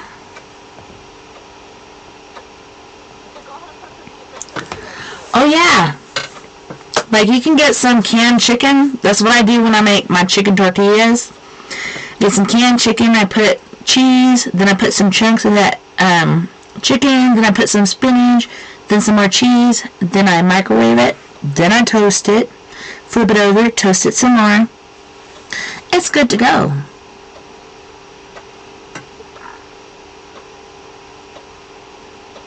I can't believe we're almost to our second music break. So we have about 5 more minutes before we go there. Is there anything else you'd like to talk about before we go to our second music break?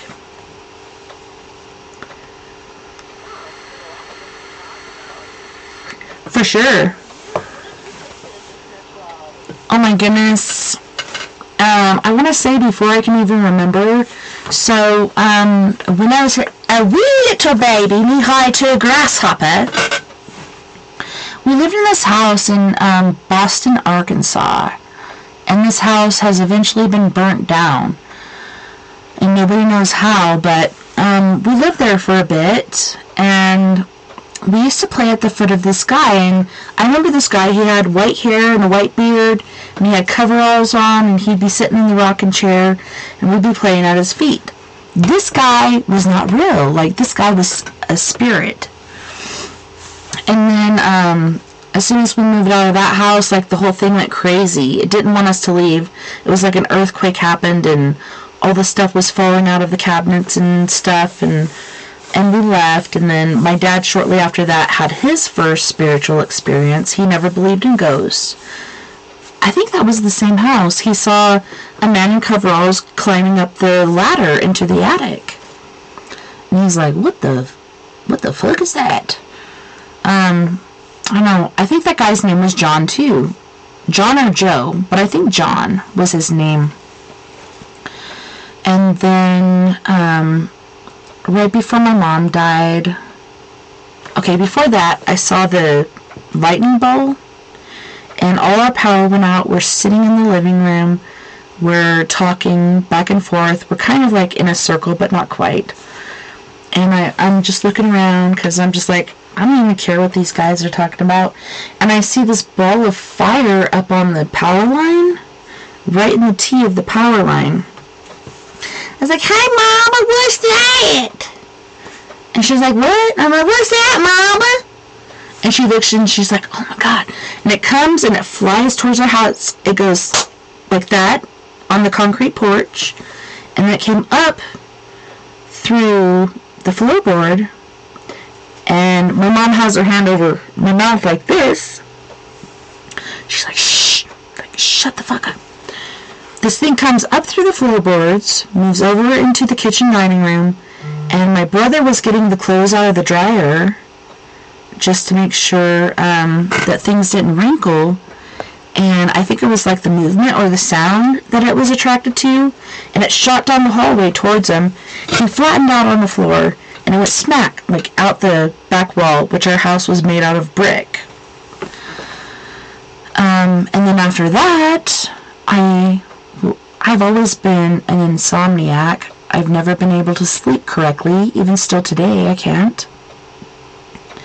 And I'm just laying there, and I'm sharing a bed with my sister, and then my brothers were sharing a bed, or bunk beds, in the back room, and then my parents' bed were in between us. And we used to have one of those beer lights where you could see, like, the lights moving, and ours was like kind of like a forest scene, and there was a river flowing through it, so, you know, the lights were kind of moving. And I'm just sitting there staring into the hallway, like watching the lights bounce and stuff, and all of a sudden I hear it click, click, click, click, like clicking of heels or something. I'm like, Mama got all dressed up tonight. And I'm waiting, like, Mom? Mom? Mom? And about the fourth time, I'm like, Mom? All of a sudden, this woman appears, and she's got this very fitted, like, black dress, and it kind of pushes out on the bottom.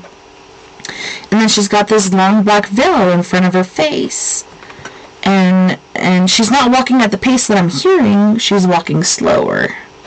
And then she stops directly in front of my room. And she just turns and looks at me. And then she turns and looks back down the hallway. And she keeps walking. And then I hear my parents' doorway open. And then I hear it close. And then I don't hear anything at all. So at first I thought it was my mom, and then I see this chick, like, this far off the freaking ground,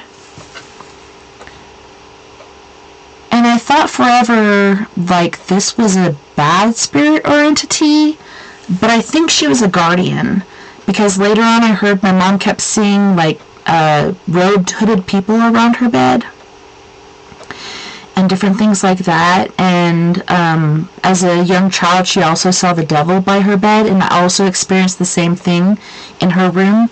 Once my dad abandoned me, I stayed in her room, and I saw the devil too. And I knew who it was. Like, nobody had to tell me who the fuck that was. I didn't even hear it before, but I knew who it was. And the dream I had right before that was pretty epic, but... yeah, so I think she was our guardian. She was there to help us. She might have been like a relative of ours or something, but I think she was there to help. I used to think she was there to hurt, but now I think she was there to help, from different stories I've heard.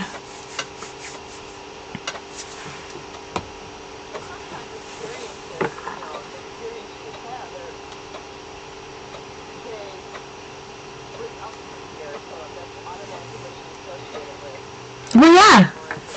This is something unknown, and it's like this far off the ground. Like, is that good or no? But it was. She was a good spirit. She was a guardian.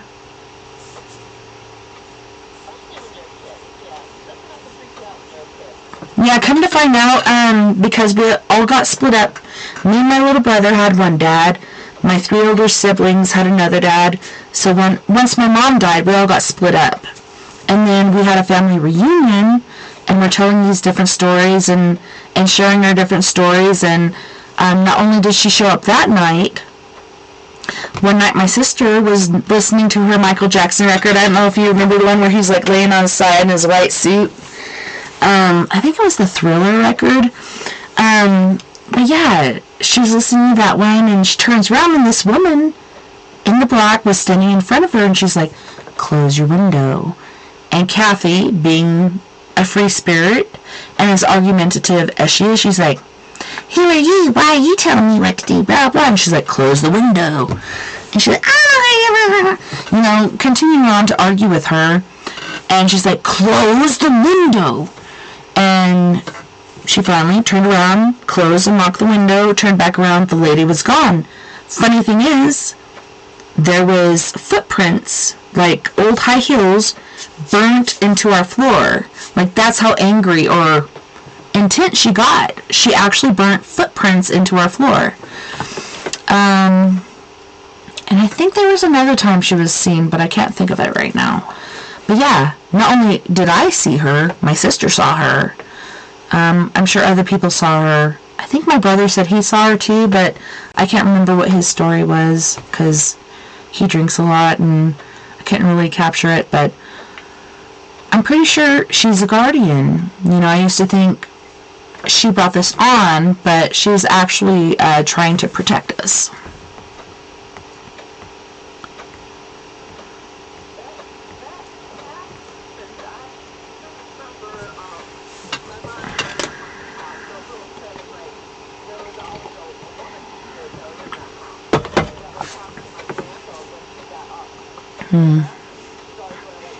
Yeah.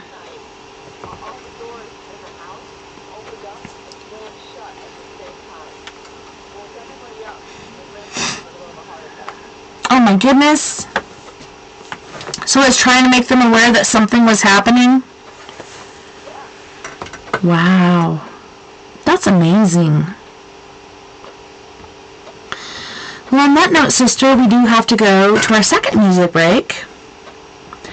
On this break, we have the lovely and talented Miss McKaylin Hay with Gravity, Mirror, Pins and Needles, and Close. And then we have Fred Johnson III from Canyon County, California with After Dark. You guys don't go anywhere. We'll be right back after this music break.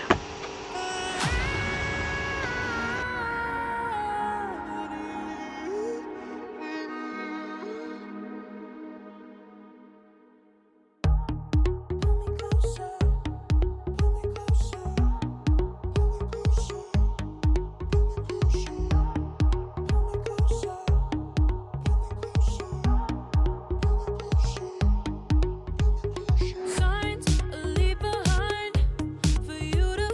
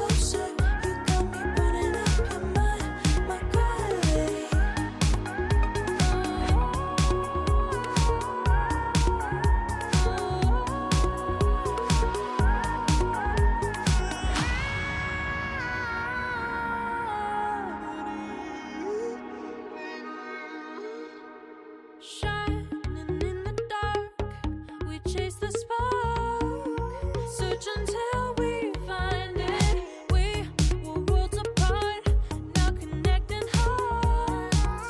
They look up to find us. Look up to find us. Silent, drifting all alone, killing time and counting stars, waiting for the moment.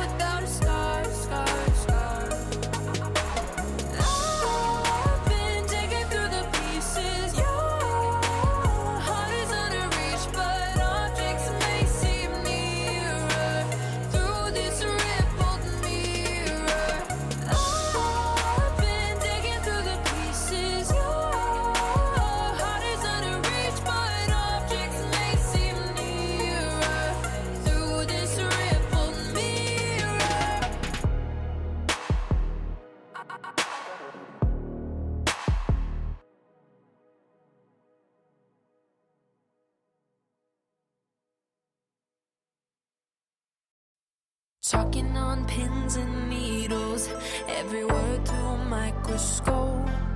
You keep stomping down on the ground while I've been stuck on this tightrope.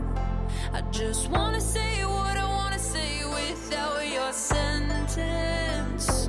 I'm not willing to do the time when I'm innocent, and I'm innocent. Talking on pins and needles.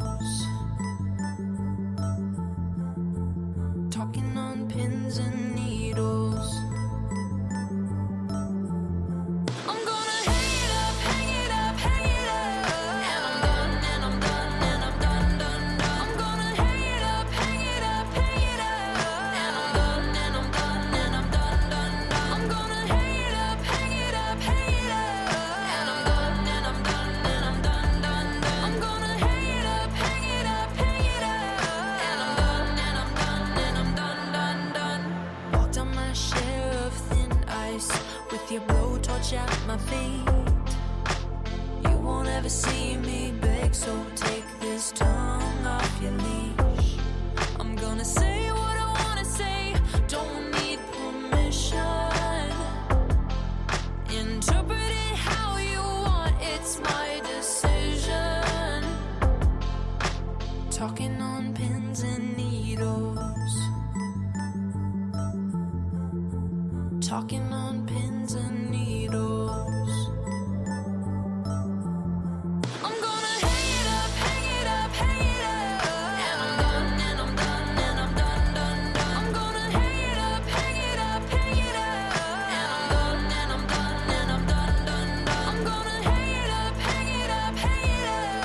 And I'm done, and I'm done, and I'm done, done, done. I'm gonna hang it up, hang it up, hang it up. And I'm done, and I'm done, and I'm done, done, done. Dancing on shattered glass, kicking the pieces all around. My safety has been broken, this is now a hunting ground. Talking on pins and needles. Talking on pins and needles. I'm gonna hang it up, hang it up, hang it up. And I'm done, and I'm done, and I'm done, done, done. I'm gonna hang it up, hang it up, hang it up. And I'm done, and I'm done, and I'm done, done, done. I'm gonna hang it up, hang it up, hang it up. And I'm done, and I'm done, and I'm done, done, done. I'm gonna hang it up, hang it up, hang it up. And I'm done, and I'm done, and I'm done, done, done. I'm gonna hang it up, I'm gonna hang it up, I'm gonna hang it up, up, up. Talking about, I'm gonna hang it up, I'm gonna hang it up, I'm gonna hang it up, up, up. Talking about, I'm gonna hang it up, I'm gonna hang it up, I'm gonna hang it up, up, up. Talking about, I'm gonna hang it up, I'm gonna hang it up, I'm gonna hang it up, up, up, up, up.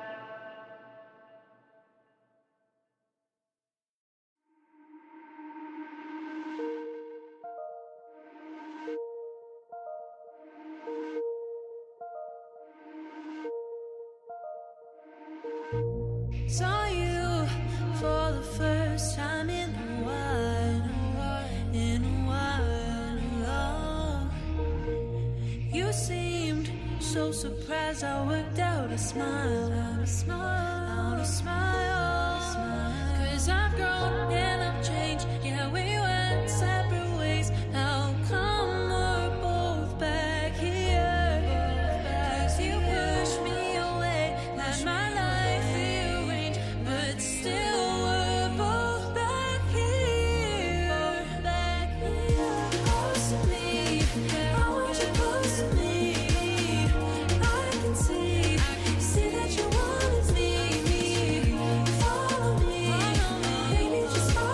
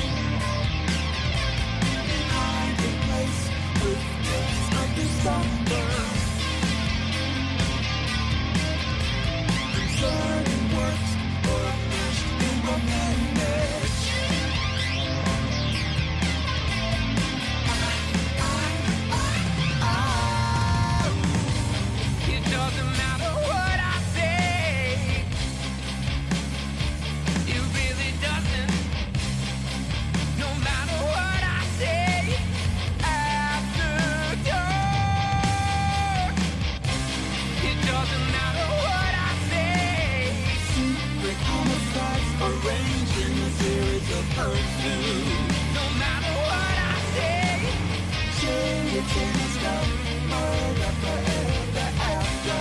It doesn't matter what I say. Food and fatal, black fingerprint of conscience. No matter what I say, after dark.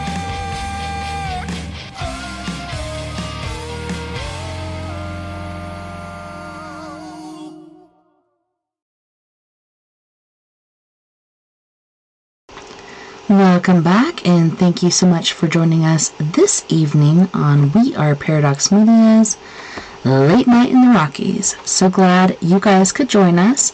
Here we are with Miss Mama Mary Bassett. I'm so happy to have you. So grateful you are here tonight, and you reminded me because I didn't write it down, and I'm like, man, am I going to do story time all week? And you're like, hey, are we doing a show? And I'm like, hell yes. Let me check. Yes, we are. So I'm so grateful you're here, for sure. Because I thought, I'm all alone.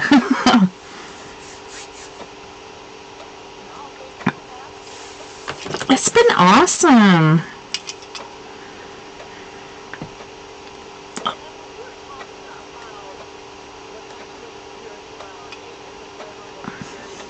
Mm-hmm. Mm-hmm.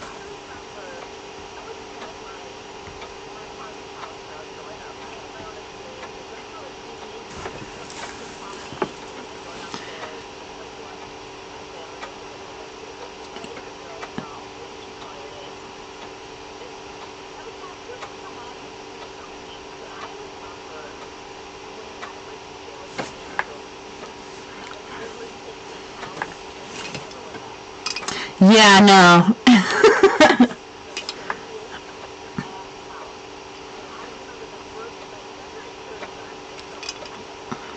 Yeah, I have to have my flashlight on my cell phone. I'm like, I need to see what's going on. Mm-hmm.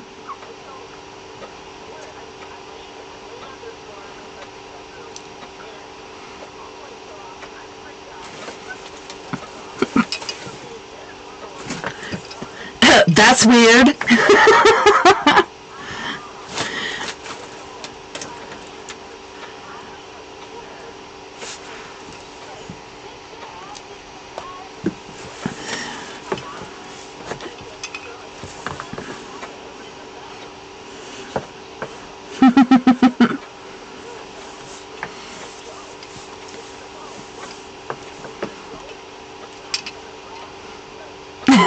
It's true. It's true.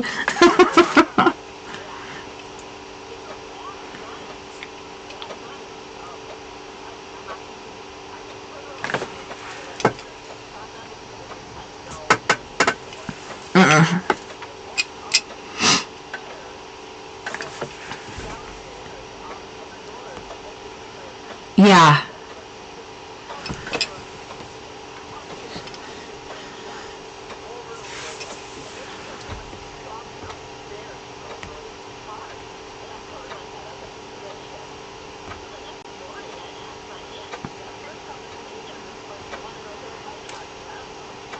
Yeah.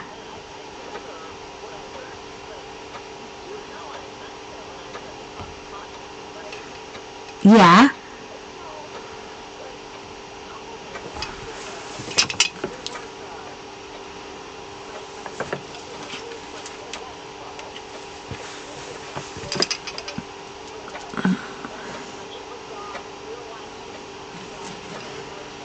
Oh, yes. Yes.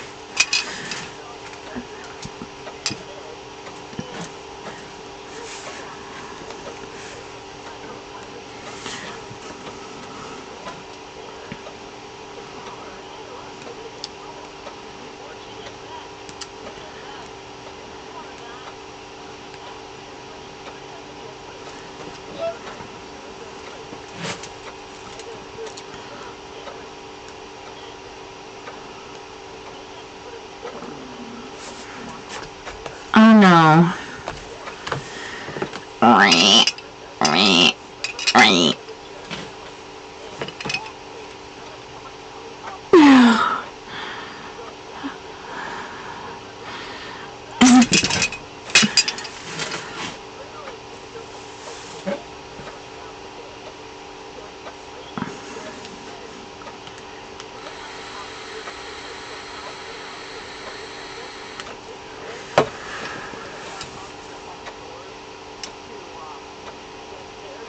Yeah.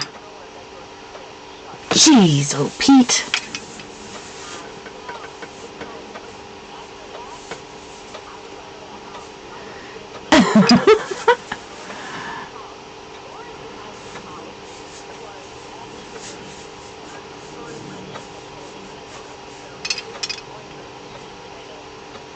Yeah.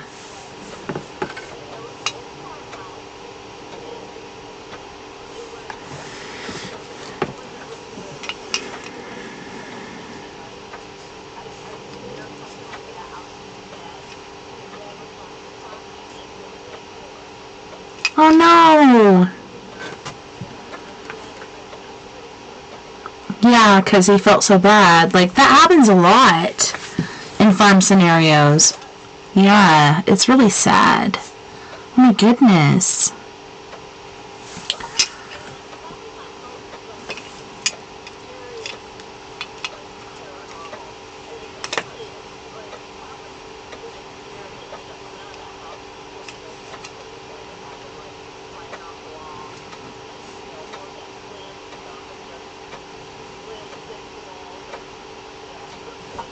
Yeah, the most poltergeisty thing I had was like the house I was born into, and then when we were leaving, like it got so pissed off, like everything was, you know, it was like an earthquake, and then everything was flying out of the cabinets, and like this guy John, he loved us, he wanted us to stay, and he got so upset we were leaving him, and he knew he was going to be gone for a long time, and then other parts of our family moved in there. And then he wasn't so happy with that, and then eventually he burnt the house down. Because he's like, fuck this, ain't dealing with it no more. Burnt the fucking house down. So they built the house probably like 250 yards away. They built their new one, but yeah. He was like, I'm done. I'm done with this shit. I ain't dealing with you motherfuckers no more. I'm gonna release myself, so let's burn this shit down.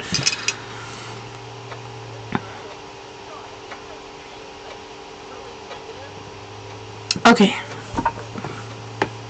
Yes. Okay, so one was, so about 45 miles from here in Farmington, New Mexico. My husband's in a band, and we stayed in this band house. And there's really no windows. Like, there's one in the kitchen, one in the bathroom, that's about it. There's really no other, windows. It's all concrete, all bricked in. Nothing. And so we went to the adult store, we found some stuff, and then we were playing around, and he went to sleep. He always goes to sleep no matter what, so fast. I'm so jealous of it, because I'm just like, oh man, this is going to take me hours. But I'm trying to go to sleep, and I'm just staring at the bottom of the door, because there's light coming in from there, and I see these feet walk past.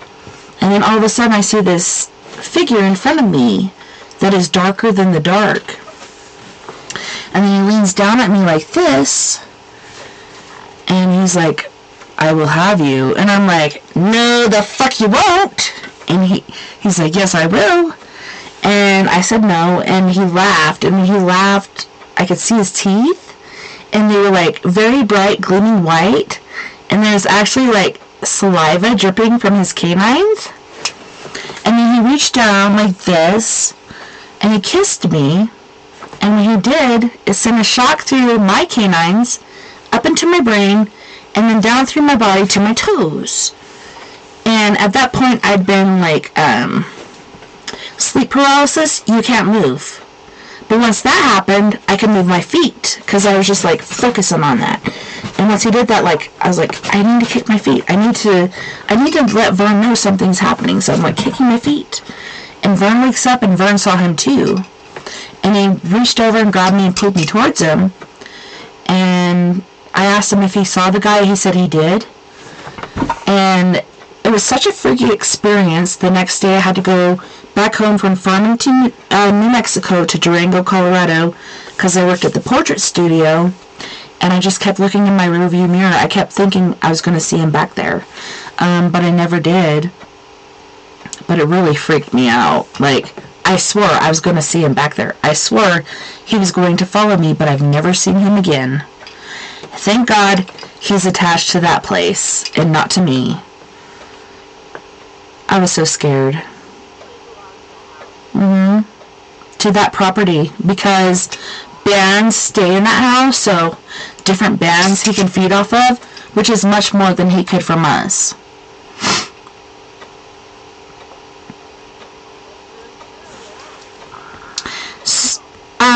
So I needed to ask you, because people were interested, are you willing to do a couple, if we have time for a couple of readings this evening? Alright, so if you guys could look at our framework for this show, and I'll try to find and share it again. If you want to call in here on StreamYard, feel free to. It's StreamYard.com/ I wrote it down. E8XI7VKZBK. And I'll rewrite that in here just so they can, but yeah. I know it's not a lot of time, but at least there's some. But yeah, we've been touching base on a lot of stuff.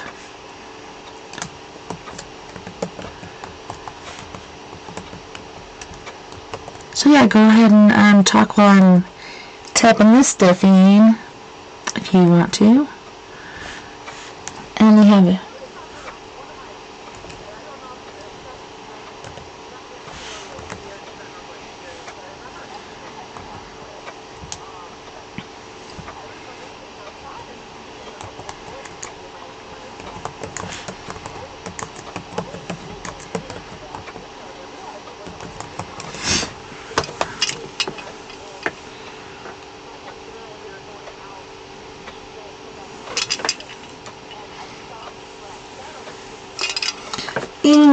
Yeah.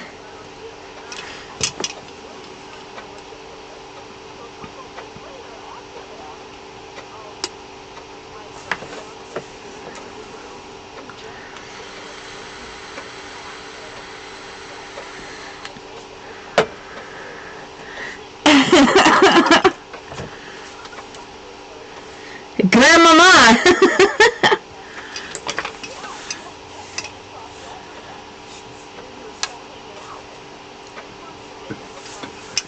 Dang.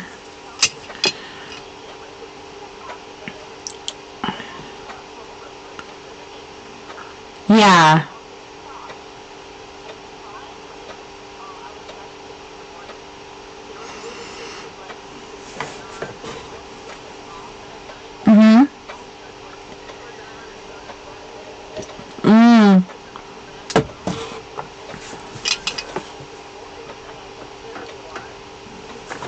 I see you now.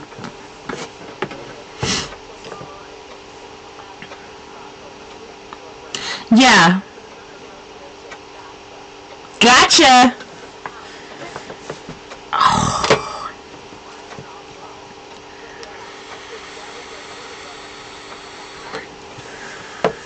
Yeah, I'm not so vicious as that one.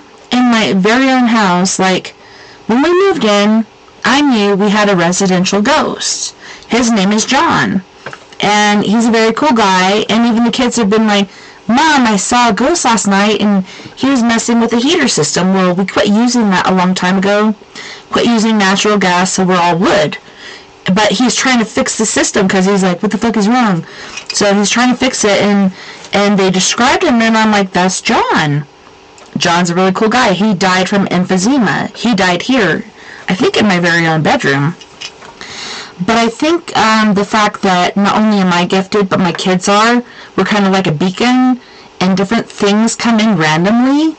And there's been times, holy shit, sister, the scariest thing I saw was, I had my door closed, but the light in the hallway was on because the kids were scared to be in the dark, so we left the hallway light on so they can make their way to the bathroom.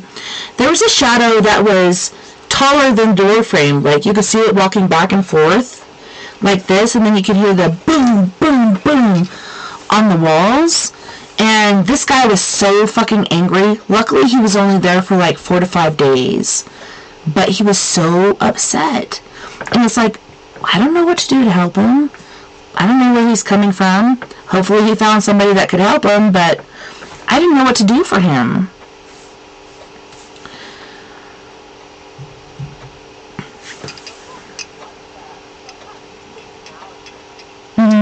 Yeah, I can hear you. What's wrong?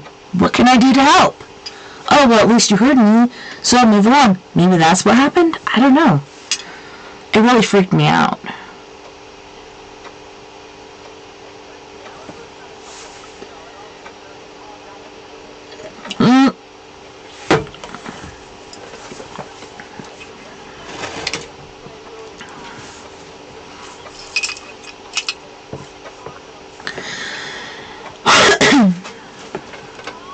Oh!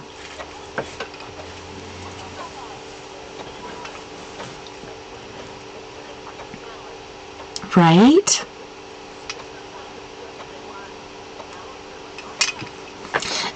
Seriously, to me, that's the number one thing. Like, they've been unnoticed for so long, or people are just like, just ignore it, because that is what the general stasis of the religious field is.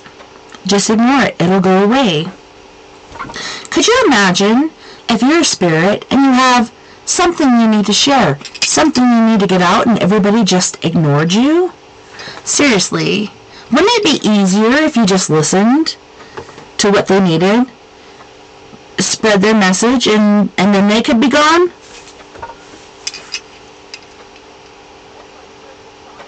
I know.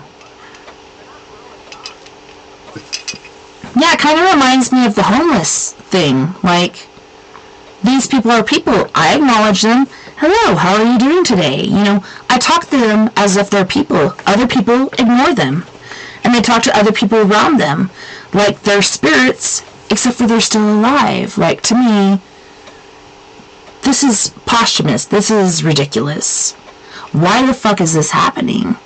This is happening to them in real life. But then, imagine the spirits that they're trying to go to this beacon of light. They're trying to talk to you because you have a gift, and you're just ignoring it. Just like these people at Denny's at Camino del Rio 666. I'm like, that's a perfect fucking address for that shit. 666 Camino del Rio. You're the fucking devil. Right? I'm like, I don't even want to go there anymore. Except for I'm making money. But at the same time, like, next time that happens, I'm really going to call them out. And maybe I'll go in off the clock and be like, what is wrong with you? Like, you had this thing come through 2 times. You have 2 times the order that you needed. And there's this really nice homeless guy outside. Could you not feed it to him? No, we're just going to pretend like he doesn't exist. And I can see, like, if you do acknowledge their existence and you do talk to them and you do feed them, they'll keep coming back. But hey, maybe start a program for that? I don't know. Do something for the betterment of man, because to me, this ain't working. I was just so happy at, like, just me walking by and saying, hey, how are you doing today? And talking to this guy, I could see his spirit lift.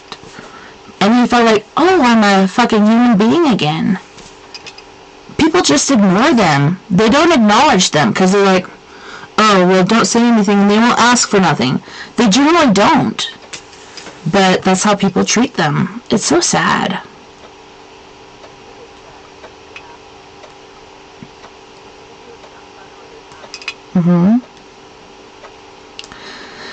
I agree.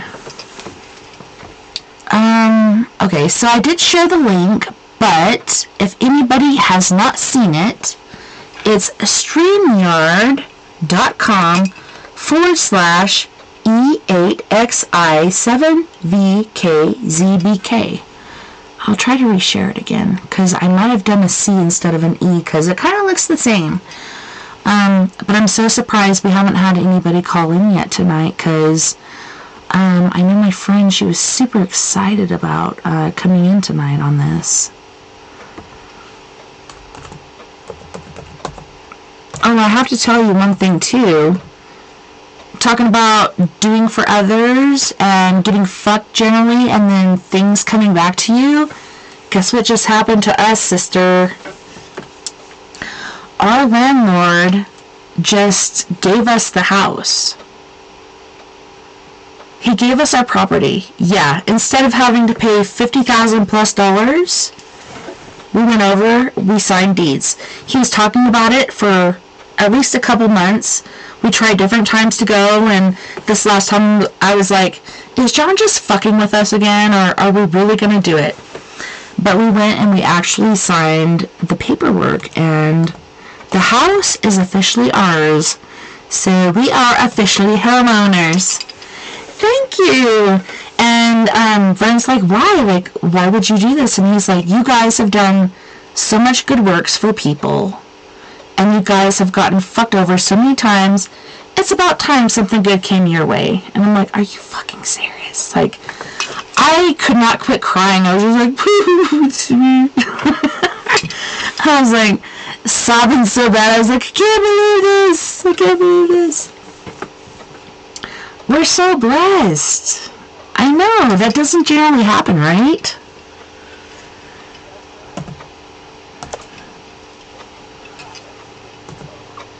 Indeed. And it's like, when it does happen, I know it's so unbelievable, and not only could I not quit crying, like, I felt like I was in like a swirly, like, oh, I felt like off kilter and dizzy and like, holy shit, like, unbelievable.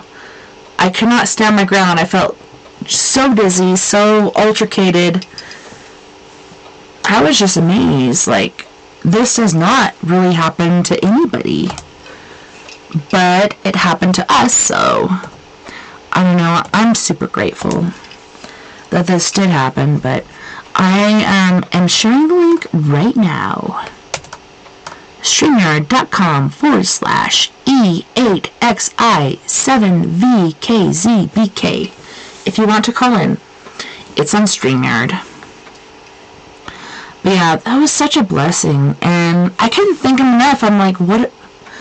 I want to bring him like those chocolate peanut butter oatmeal cookies, because those are my favorite. But he's had at least like 5 heart attacks, and I'm like, is that bad for the heart? I don't know, it's good because it's so good.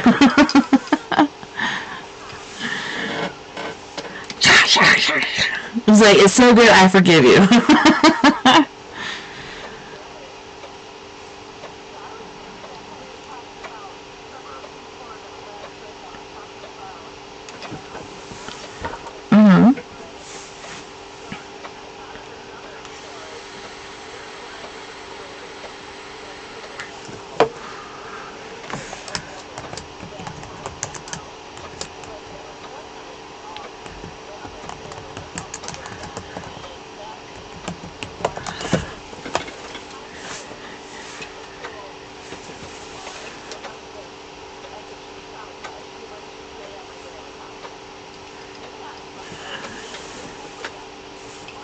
Damn. Oh, shit.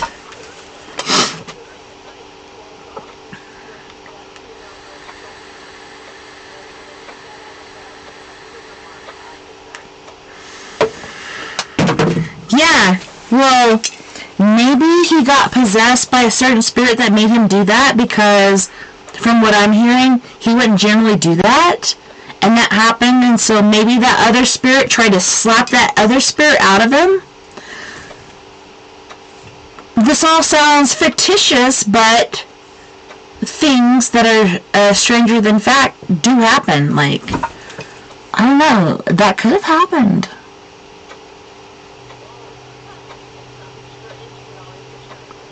Yes, indeed.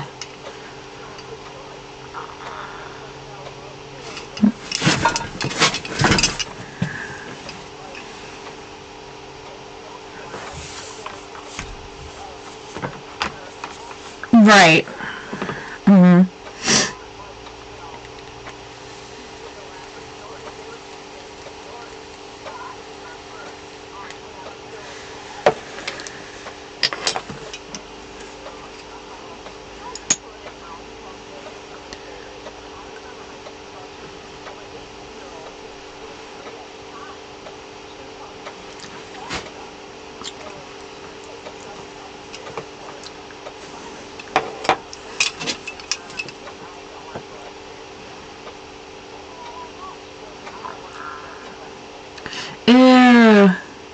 Yep.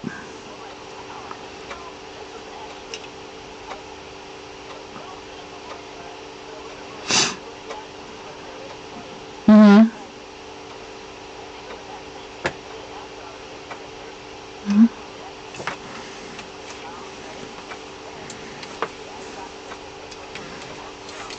Oh my gosh, yeah.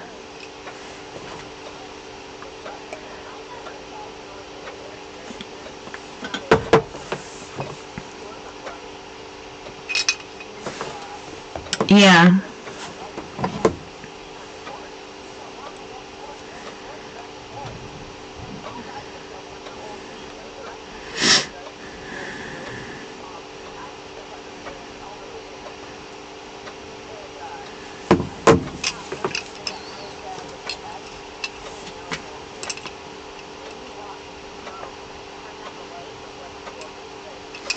Dude!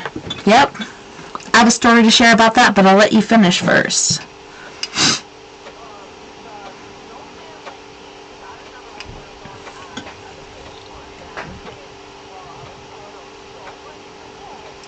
Yeah.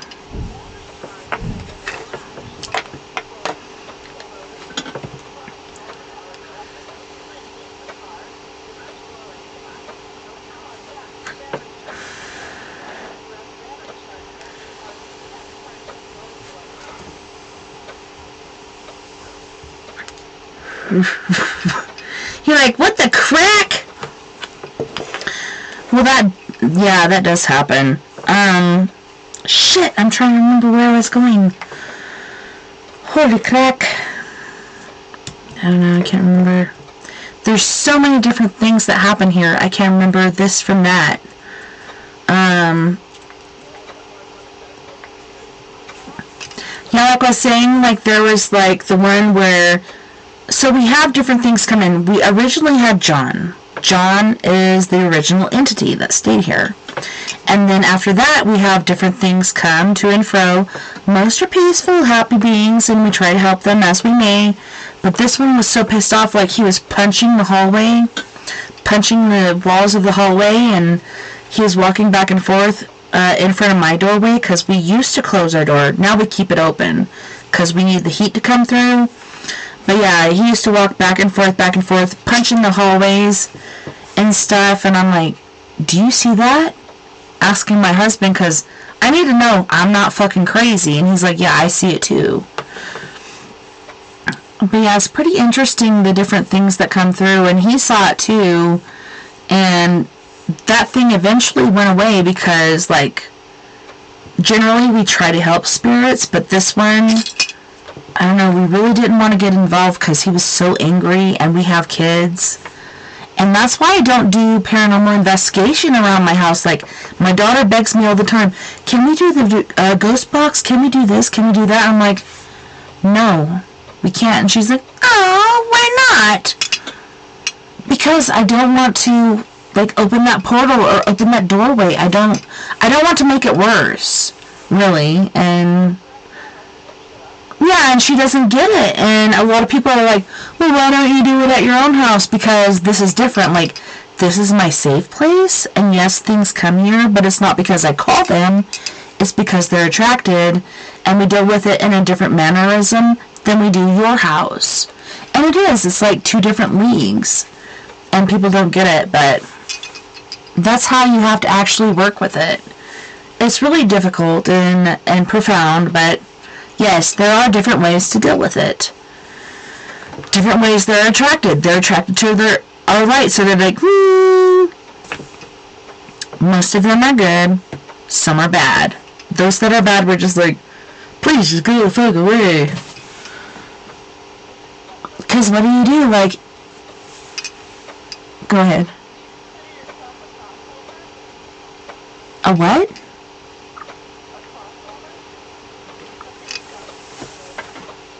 Sometimes, yeah.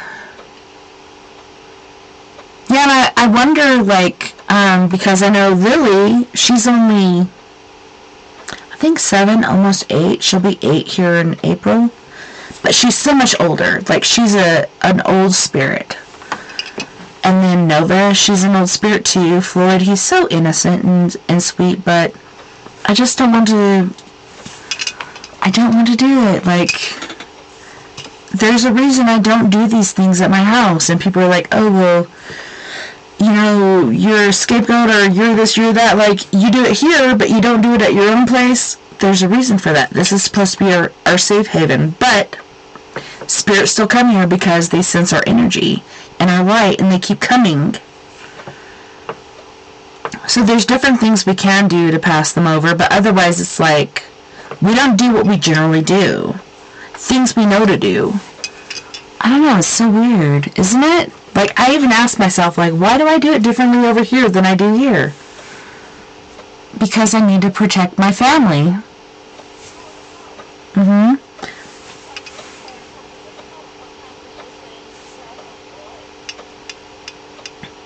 Yeah, that one guy, he was just so pissed off. He was just, like, punching walls and walking back and forth, and he just, like, you know, maybe he wasn't that big, maybe he was a short guy, but he proclaimed himself as very big. Like, from the wall to the door. You know, from window to the wall. Basically, he was huge. And I was just like, what the fuck? I'm like, Vern, do you see that? He's like, yeah. I'm like, what do we do? Just ignore it. I'm like, seriously?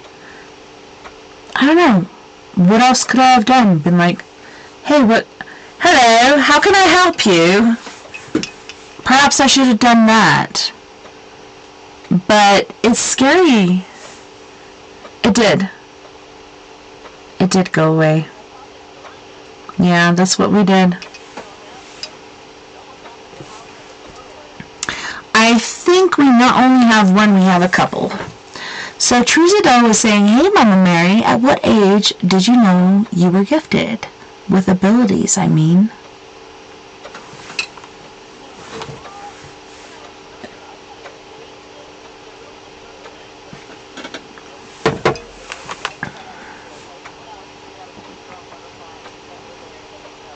Right?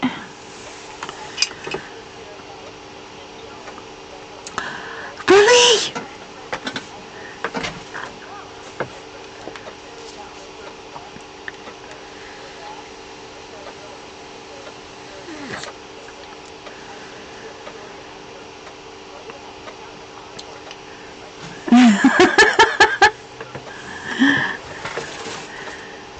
You're like, sorry, it's the truth.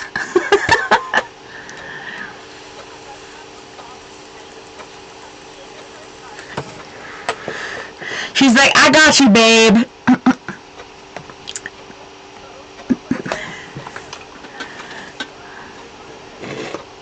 That's so hardcore because that does happen. That's so sad. And it's like, I'm sorry. Like, I'm not making this shit up, but this is what they're telling me. And people do get upset. It's like, what do you do? I'm sorry, I ain't gonna sugarcoat this for you. Sometimes you'll be like, I don't feel like I should say this. And I've said that a couple times.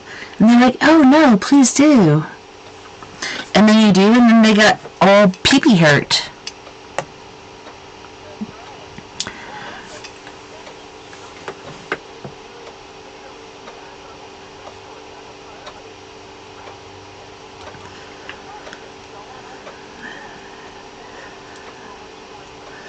Exactly. So Truzadell is asking,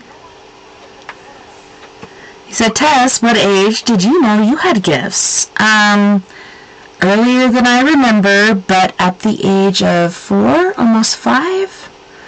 And it's kind of weird because you know you have gifts, but you share them with people. And I learned from moving from Springdale, Arkansas to Fayetteville, Arkansas, and sharing this different information, I learned not to share with everybody because people are prejudiced, and people would be my friends, then they're like, oh, well, don't talk to her because she's fucking weird. So I was in the paranormal closet until 2012 after that. So 1986 to 2012, I was in the paranormal closet. And then I came out because a fellow mother who lost her son around Thanksgiving, couldn't find him, didn't know where he went, and we all knew it was the dad that did it, but we went out and investigated, and we heard from Dylan, and Dylan told us that it was his dad, and that he was lost, and he was scared, and he didn't even know how this happened, because he was watching TV at the time that his dad killed him, so he didn't know it was coming. It was like a surprise attack. So horrific. But yeah. That's how I came out of the paranormal closet. Otherwise, I would not be here right now. But I'm trying to help people. Hello, Chalet. Thank you, Truzado. Yeah, it was a fucking mind-blowing experience, but I'm so grateful for it. And then COVID ruined everything, but we're trying to get back on track. How do you feel about that, Mama Mary? Do you feel like COVID kind of messed things up and now you're coming back from that, or?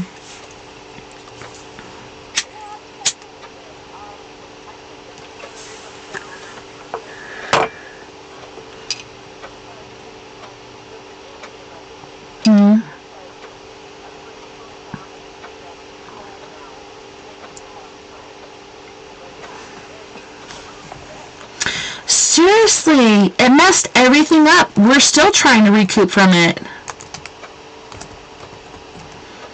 Seriously. Okay, so we are about at the end of our time. So could you let our listeners and watchers know, and if you want, try to come back on camera because sound has been perfect. So go ahead and come back on camera if you want to. I meant to say that earlier, but I got distracted. But let everyone know where they can find you, where to contact you, etc.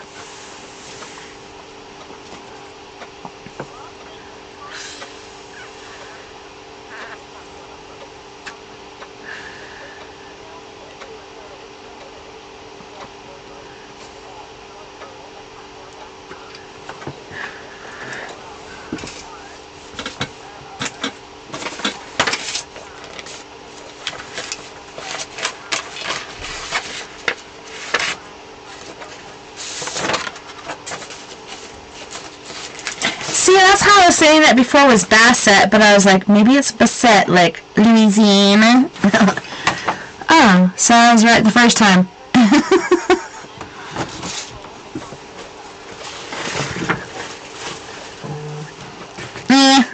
It works. Man, it was so awesome having you on tonight, though, for real. Is there any last words you'd like to give our listeners and watchers?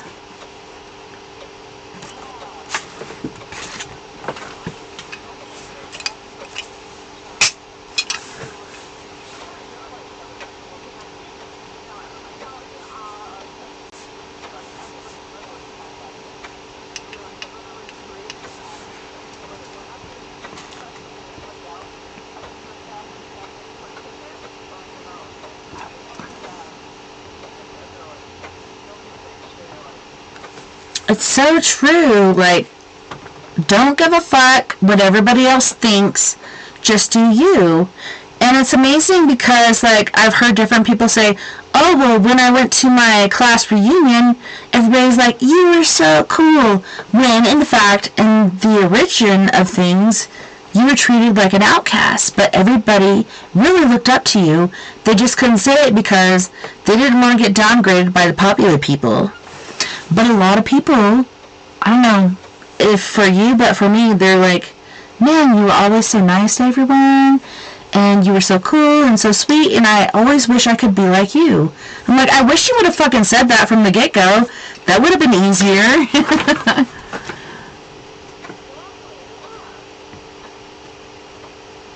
It's insane. But thank you so much again, Mary, for being on the show tonight. I hope we can do this again soon. I know we didn't do any psychic readings, and I know there was different people looking forward to that. But definitely, if you want to come back this next coming month, I'm sure we'll have a sheep load of people wanting to come in. Alright. I love you, sister, and thank you so much again, from the bottom of my heart, for being here. It was so awesome to have you.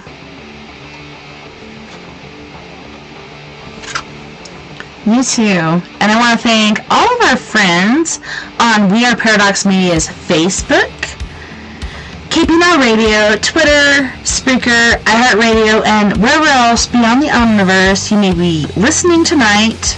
I had a wonderful time, and I can't wait to do it again. Tomorrow night we have story time with me, TessaTNT, so I know you guys are all excited about that. We're going to be reading from the book Death, and all the crazy things that come along with that. It's a pretty insane, intense book. It talks about all kinds of crazy shenanigans. But seriously, I just want you guys to know, don't forget, we're all in this together. Together, we can make the world a little better, and together, my friends, we are Paradox Media, because without you, there is no us. If you'd like to join us on the Skype after party, give me a little output on live:/Tessa.N.Thomas30, or give me a little jingle jangle at 970-335-9596. Until next time, nighty night, love and light. Have a wonderful rest of your week. Take care of yourselves, take care of each other, but most of all, take care of my yous.